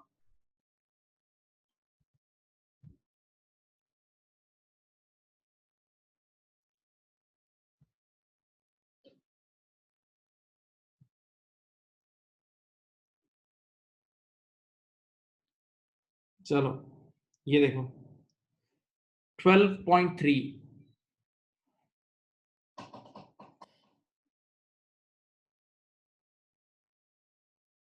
12.3.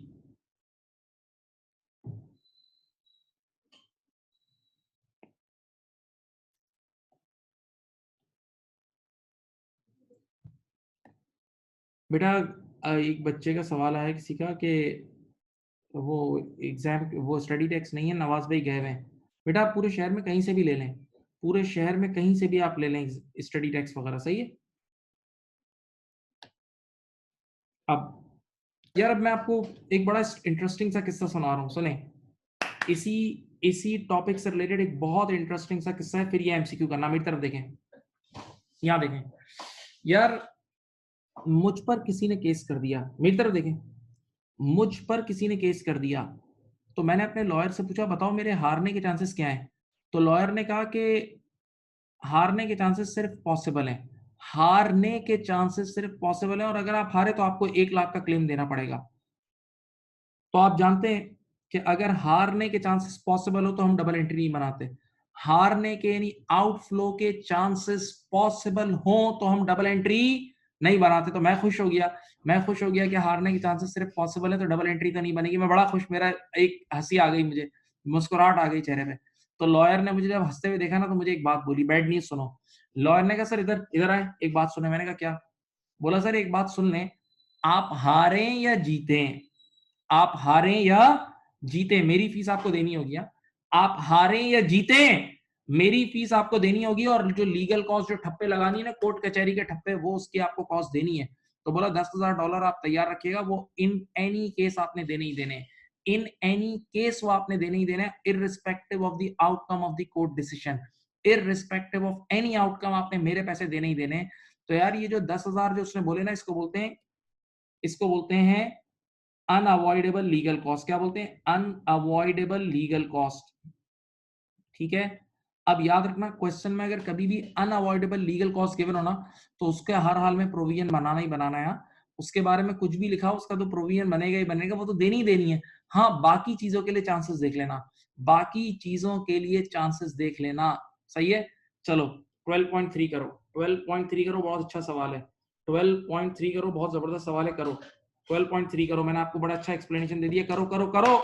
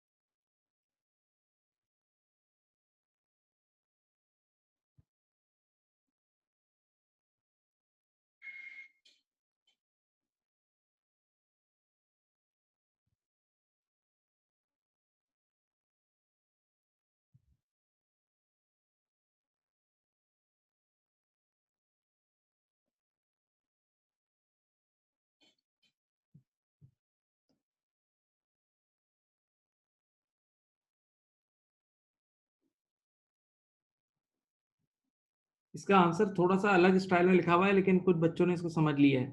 आंसर लिखने का जरा इसका स्टाइल थोड़ा सा अलग है। चलो मैं बताता हूँ। An ex-director of X company has commenced an action against the company claiming substantial damages of wrongful dismissal। सही है, हमने किसी डायरेक्टर को निकाल दिया था, उसने हम पे केस कर दिया। ठीक है, द कंपनी सॉलिसिटर्स यानी कंपनी के लॉयर ने have advise that the ex director is unlikely. अच्छा भाई, अब अंग्रेजी सीखो। लाइकली का मतलब होता है प्रोबेबल, लाइकली का मतलब होता है प्रोबेबल, तो अनलाइकली का मतलब प्रोबेबल नहीं है। देखिए 3 नाम याद है, एक होता था रिमोट, सब बच्चे यहां देखो सीखो इसको, एक था रिमोट, एक था पॉसिबल और एक था प्रोबेबल। ओके, एक था रिमोट, एक था पॉसिबल, एक था प्रोबेबल। कान खोलो, कान खोलो। इसने बोला अनलाइकली, अनलाइकली का लाइकली का मतलब होता है प्रोबेबल, तो अनलाइकली का मतलब प्रोबेबल तो नहीं है। तो प्रोबेबल नहीं है इसका मतलब या तो रिमोट है या पॉसिबल है। प्रोबेबल नहीं है इसका मतलब या तो रिमोट है या पॉसिबल है। अब देखते हैं, आगे पढ़ो। is unlikely to succeed with his claim although the chances of X paying any monies to X director is not remote। remote भी नहीं है, remote भी नहीं है, तो ना probable है ना remote है, तो बीच में क्या बचा? ना प्रोबेबल है ना रिमोट है, तो बताओ बीच में क्या बचा? पॉसिबल। तो इसका मतलब भाई केस हारने के चांसेस सिर्फ पॉसिबल हैं। केस के हारने के चांसेस सिर्फ पॉसिबल हैं। बताएं, केस के हारने के चांसेस सिर्फ क्या है? पॉसिबल हैं। तो ऐसी सूरत हाल में हमें 5 लाख का तो डिस्क्लोजर बनाना पड़ेगा। सही है। अब आओ, सेटलमेंट ऑफ क्लेम्स। क्लेम, सामने वाला हमसे 5 लाख की सेटलमेंट तब मांगेगा जब हम हारेंगे, और हारने के चांसेस सिर्फ पॉसिबल हैं, तो सिर्फ डिस्क्लोजर है। अब पढ़ो, लीगल कॉस्ट टू बी इनकर whether the claim is successful और नॉट। याद है ये 50,000, ये वही है अनअवॉइडेबल लीगल कॉस्ट। ये अनअवॉइडेबल लीगल कॉस्ट, आप हारे या जीते आपको ये तो पे करना ही करना है। आप हारे या जीते आपको ये तो पे करना ही करना है। तो भाई इस 50,000 का प्रोविजन बनेगा और 5 लाख का डिस्क्लोजर। आंसर ये रहा। A provision of 50,000 and a contingent liability का मतलब ही डिस्क्लोजर है। कॉन्टेंजेंट लायबिलिटी का दूसरा मतलब ही डिस्क्लोजर होता है। Disclosure of 5 lakh. Answer is C. Answer is C. Answer is C. हाँ भाई, किसी ने कर लिया था बोलो। किसी ने कर लिया था बोलो। जवाब ही नहीं देते तुम लोग यार।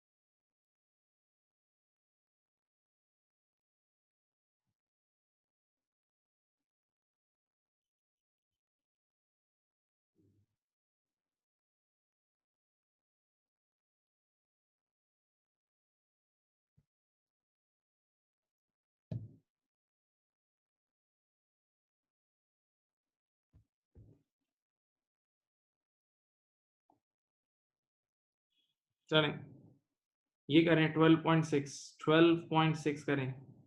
12.6 करें, वैसा ये जो अभी आया था 12.6 करो सब।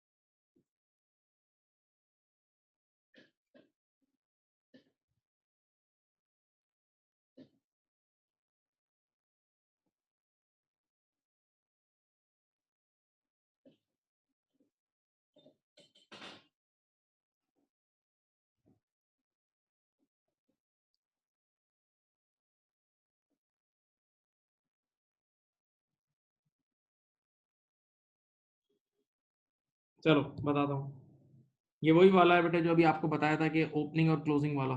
सुनो, कि अगर प्रोविजन इंक्रीज हो रहा है तो एक्सपेंस और डिक्रीज हो रहा है तो इनकम है। देखो सिंपल एक अकाउंट बना लो इस तरह का। Wanda company allows customers to return faulty good within 14 days of purchase at 30th November X5। बेटा इस डेट को देखो और नीचे वाली डेट को देखो। एक डेट है X5, एक डेट है X6। X5 is opening and X6 is closing। पढ़ो, तो एट 30th नवंबर X5 कितना प्रोविजन है? ओपनिंग, ये देखो ये प्रोविजन का अकाउंट है।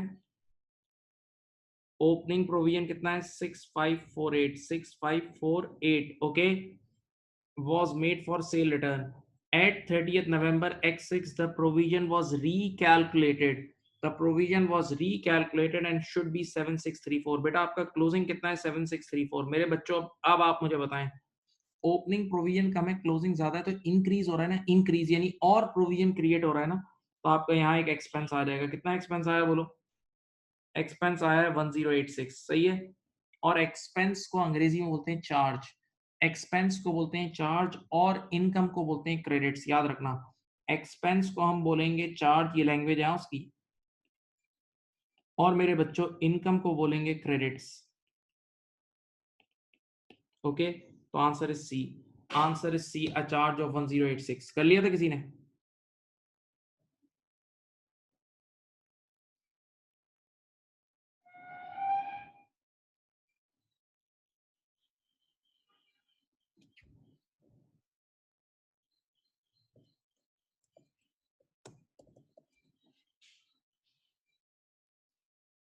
कर लिया था, बोलो बोलो बोलो, कर लिया था,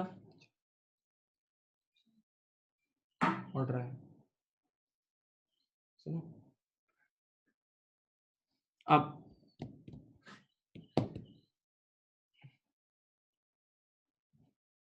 यस प्रोविजन क्रेडिट होता है, प्रोविजन क्रेडिट और खुद पीएनएल डेबिट। इसकी एंट्री देखो ना, ये होगी, देखो इसकी एंट्री ये होगी, ये देखो इसकी एंट्री ये होगी, पीएनएल डेबिट हो रहा होगा 1086, सॉरी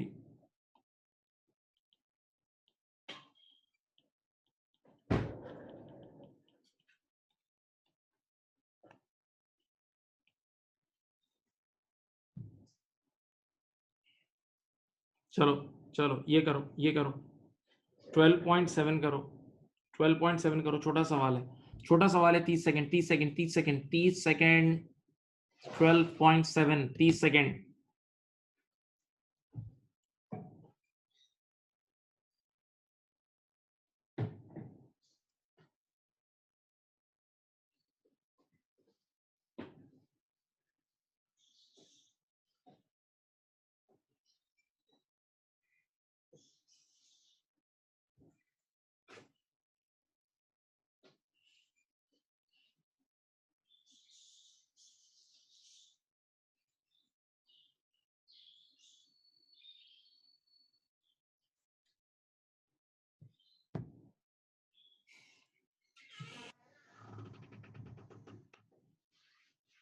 चलो अब देखो इस बार क्या है, इस बार आपके पास 30 अप्रैल X4 का यानी ओपनिंग प्रोविजन है 2500 और क्लोजिंग प्रोविजन है 2000। ऐसे ही ओरली कर लो, 2500 से 2000 प्रोविजन कम हो रहा है, प्रोविजन कम हो रहा है, 500 की इनकम आ जाएगी बेटा, 500 रुपए की इनकम आ जाएगी क्रेडिट। ये रहा बी आंसर, इनकम है, ये इनकम है। Decrease in provision is income, decrease in provision is income. हाँ कर लिया था, बोलो आसान सवाल है भाई, वो हार्ड थे। कैप्लन की किट के सवाल बहुत अच्छे थे, इसके सामने बहुत जबरदस्त सवाल थे वो। बाकी कुछ सवाल ऐसे हैं जो रिपीट हो रहे हैं, बहुत बच्चों वाले में, इसलिए उनकी। अच्छा इसकी इनकम क्या एंट्री ये बनेगी, देखो प्रोविजन खत्म करोगे तो प्रोविजन डेबिट हो जाएगा और पीएनएल क्रेडिट, ये एंट्री बनेगी, ये एंट्री बनेगी डिक्रीज इन प्रोविजन की।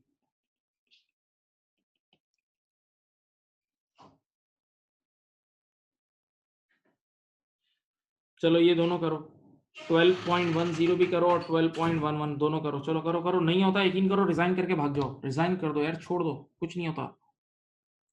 12.10 करो, 12.11, ये दोनों सवाल करो, चलो चलो करो करो।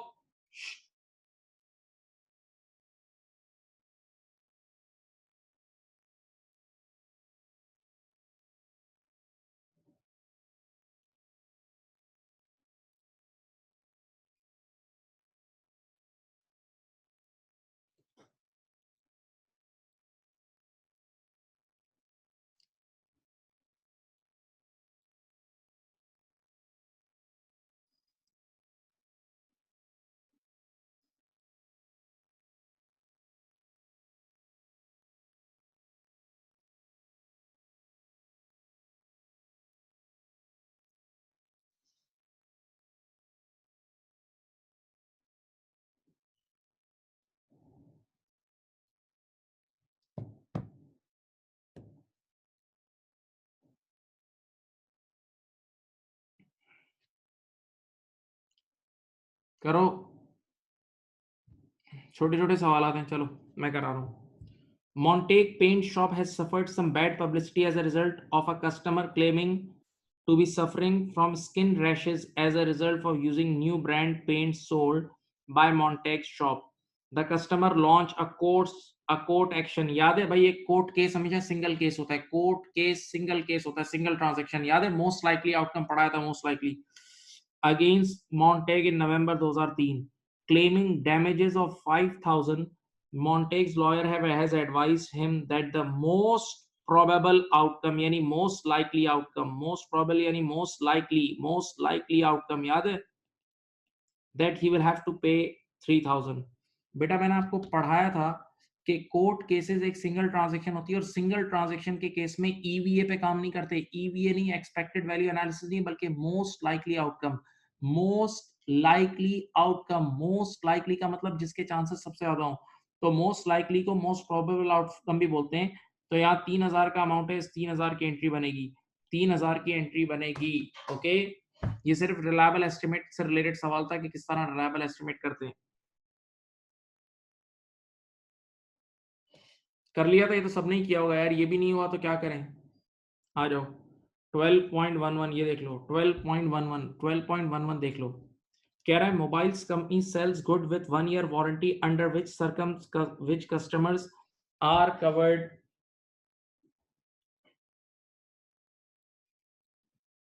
Mobile company sells good with 1 year warranty under which customers are covered for any defect that become apparently with a year of purchase.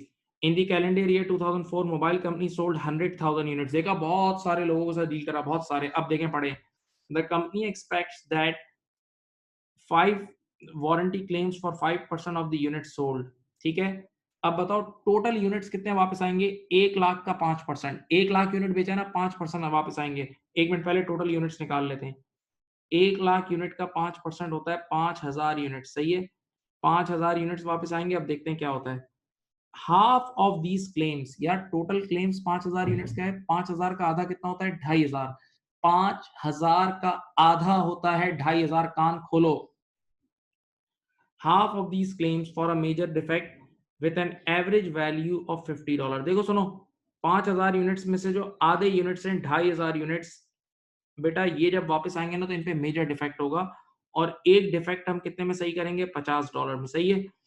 And the other half of these claims will be for minor defect. Remaining half यानी remaining 2500 units पे minor defect होगा, और एक minor defect कितने का होता है? $10 का होता है। चलो बताओ, 2500 इंटू 50 करो, 1,25,000।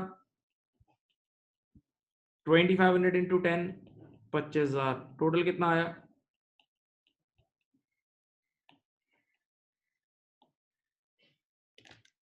ये भी नहीं हुआ तो यार वो कौन सा गाना था यार, एक गाना नहीं आया था क्या?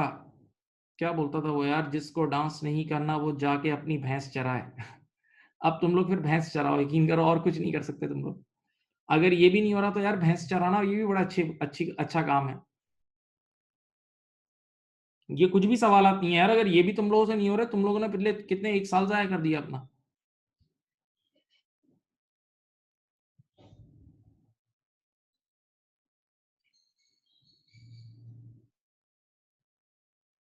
हाँ भाई,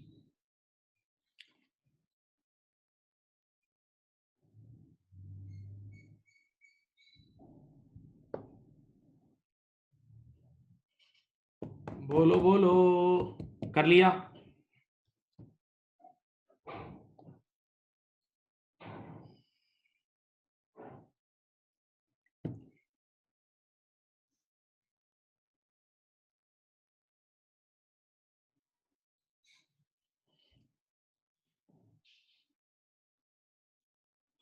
यार अब बस एक सवाल आपने करना है, 12.3 ये मैं करा रहा हूं। अब देखें 12.3 में, पहले सुकून से सुनो।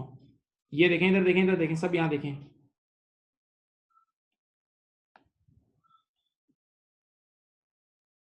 12.3 में आपके पास ये देखो, ये देखो, ये देखो, मैं एक अदद ये प्रोविजन का अकाउंट बना रहा हूं। सिर्फ यहां देखें, पहले ट्रेनिंग ले लें, आखिरी सवाल इसके बाद क्लास ऑफ, सिर्फ इसको अच्छी तरह कर लें। अभी तुमने थोड़ी देर पहले एक ऐसे सवाल मेरे साथ, कैप्लन की किट में भी एक आध सवाल ऐसा आया था, और यहां भी एक दो सवाल आए थे जिसमें ओपनिंग प्रोविजन गिवन होता है, इधर देखो, इधर देखो, और क्लोजिंग प्रोविजन गिवन होता था। याद है? तैयार तैयार गिवन होता था ना, ओपनिंग और क्लोजिंग प्रोविजन तैयार गिवन होता था।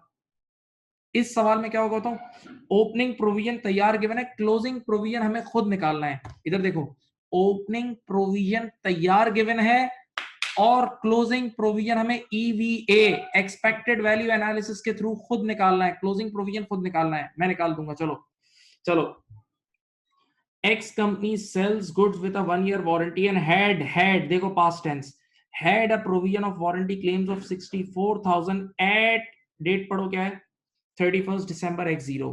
बेटा अब इस सवाल की डेट्स को अच्छी तरह देखें। एक डेट है 31 December X0 और एक है 31 December X1। एक डेट है 31 December X0 और एक है X1। तो X0 का मतलब ओपनिंग है, और ओपनिंग प्रोविजन है 64,000, सही है भाई, ओपनिंग प्रोविजन लिख दिया। अब मजे की बात सुनो, during the year ended 31 December X1 25,000 in claims were paid. पहली बार सवाल में क्लेम्स पे भी हो रहे हैं। मैंने लास्ट क्लास में क्लेम्स की पेमेंट की एंट्री समझाई थी। क्लेम्स एक लाइबिलिटी है ना आपके ऊपर, वारंटी एक लाइबिलिटी है। तो जब आप अपनी लाइबिलिटी पे ऑफ करोगे, जब आप अपनी लाइबिलिटी पे ऑफ करोगे, सोचो मिलके, तो एंट्री बनेगी लाइबिलिटी डेबिट और कैश क्रेडिट। यहां आ जाएगा, देखो इधर देखो, यहां आ जाएगा कैश 25,000, यहां आ जाएगा कैश 25,000। होश में, होश में। तो ओपनिंग लाइबिलिटी उठा के लिख दी, ओपनिंग लाइबिलिटी उठा के लिख दी, और जो क्लेम्स पे हुए हैं वो लिख दिया। बच्चे ने कहा बस अब एक चीज रह गई, क्लोजिंग। मैंने कहा बस वो मैं आपको ढूंढ के देता हूँ क्लोजिंग। क्या कह रहा है? On 31st December X1, X company estimated that the following claims will be paid in the following year। बेटा आप देखो ईयर एंड पे ये हालात है, इधर देखें सब बच्चे, यहाँ देखें, ये देखें, ये देखें, ये हालात है। पढ़ें क्या लिखा हुआ है, लिखा हुआ है सब देखें कि 5% चांसेस है कि 1.5 लाख का क्लेम आएगा, 20% चांसेस है, 20% चांसेस है कि 25,000 का आएगा, और 75% चांसेस है कि 60,000 का आएगा। याद है? तो मैंने तुम्हें पिछली क्लास में मैंने ही पढ़ाया यार कि डिफरेंट डिफरेंट आउटकम्स और उनकी प्रोबेबिलिटी गिवन होती है। डिफरेंट आउटकम्स और उनकी प्रोबेबिलिटी गिवन होती है, आप मल्टीप्लाई कर लेते हो। यहां कर लो मल्टीप्लाई, देखो मैं इधर इस कॉलम पे कर लो। 150,000 का 5% लो, 150,000 का 5% ये होता है 7,500 एक, सही है। 2.5 लाख 25,000 का 20% लो, 25,000 का 20% होता है 5,000। हाँ, और बेटा 60,000 का 75% लो, 60,000 का 75% लो, ये होता है 45,000। ठीक है, इन तीनों को ऐड कर लो भाई, इन तीनों को ऐड कर लो, ये तीनों ऐड कर लो।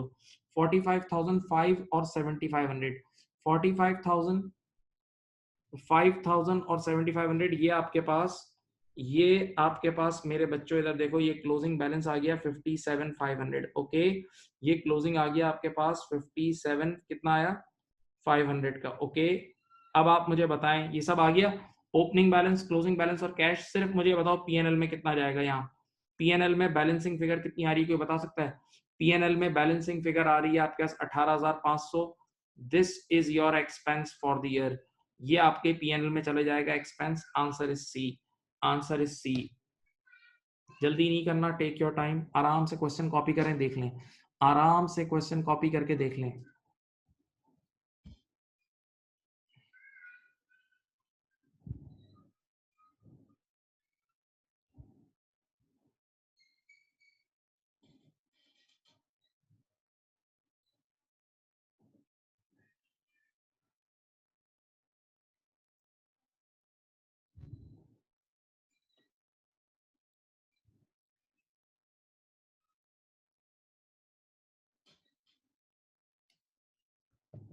कर लिया भाई?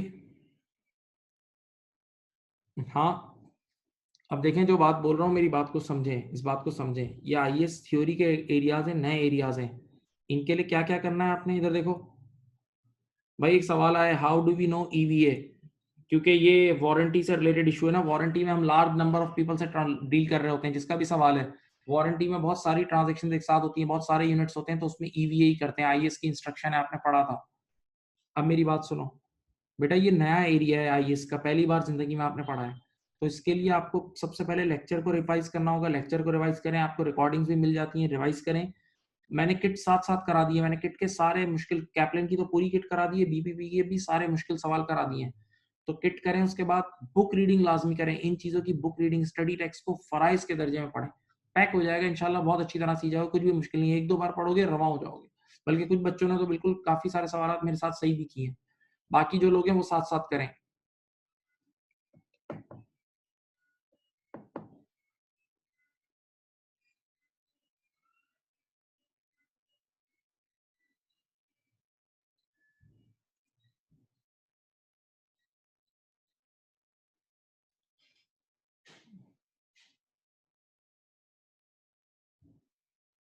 चलें, आज के लिए इतना ही रख रहे हैं, बाकी इंशाल्लाह नेक्स्ट मीटिंग में करेंगे।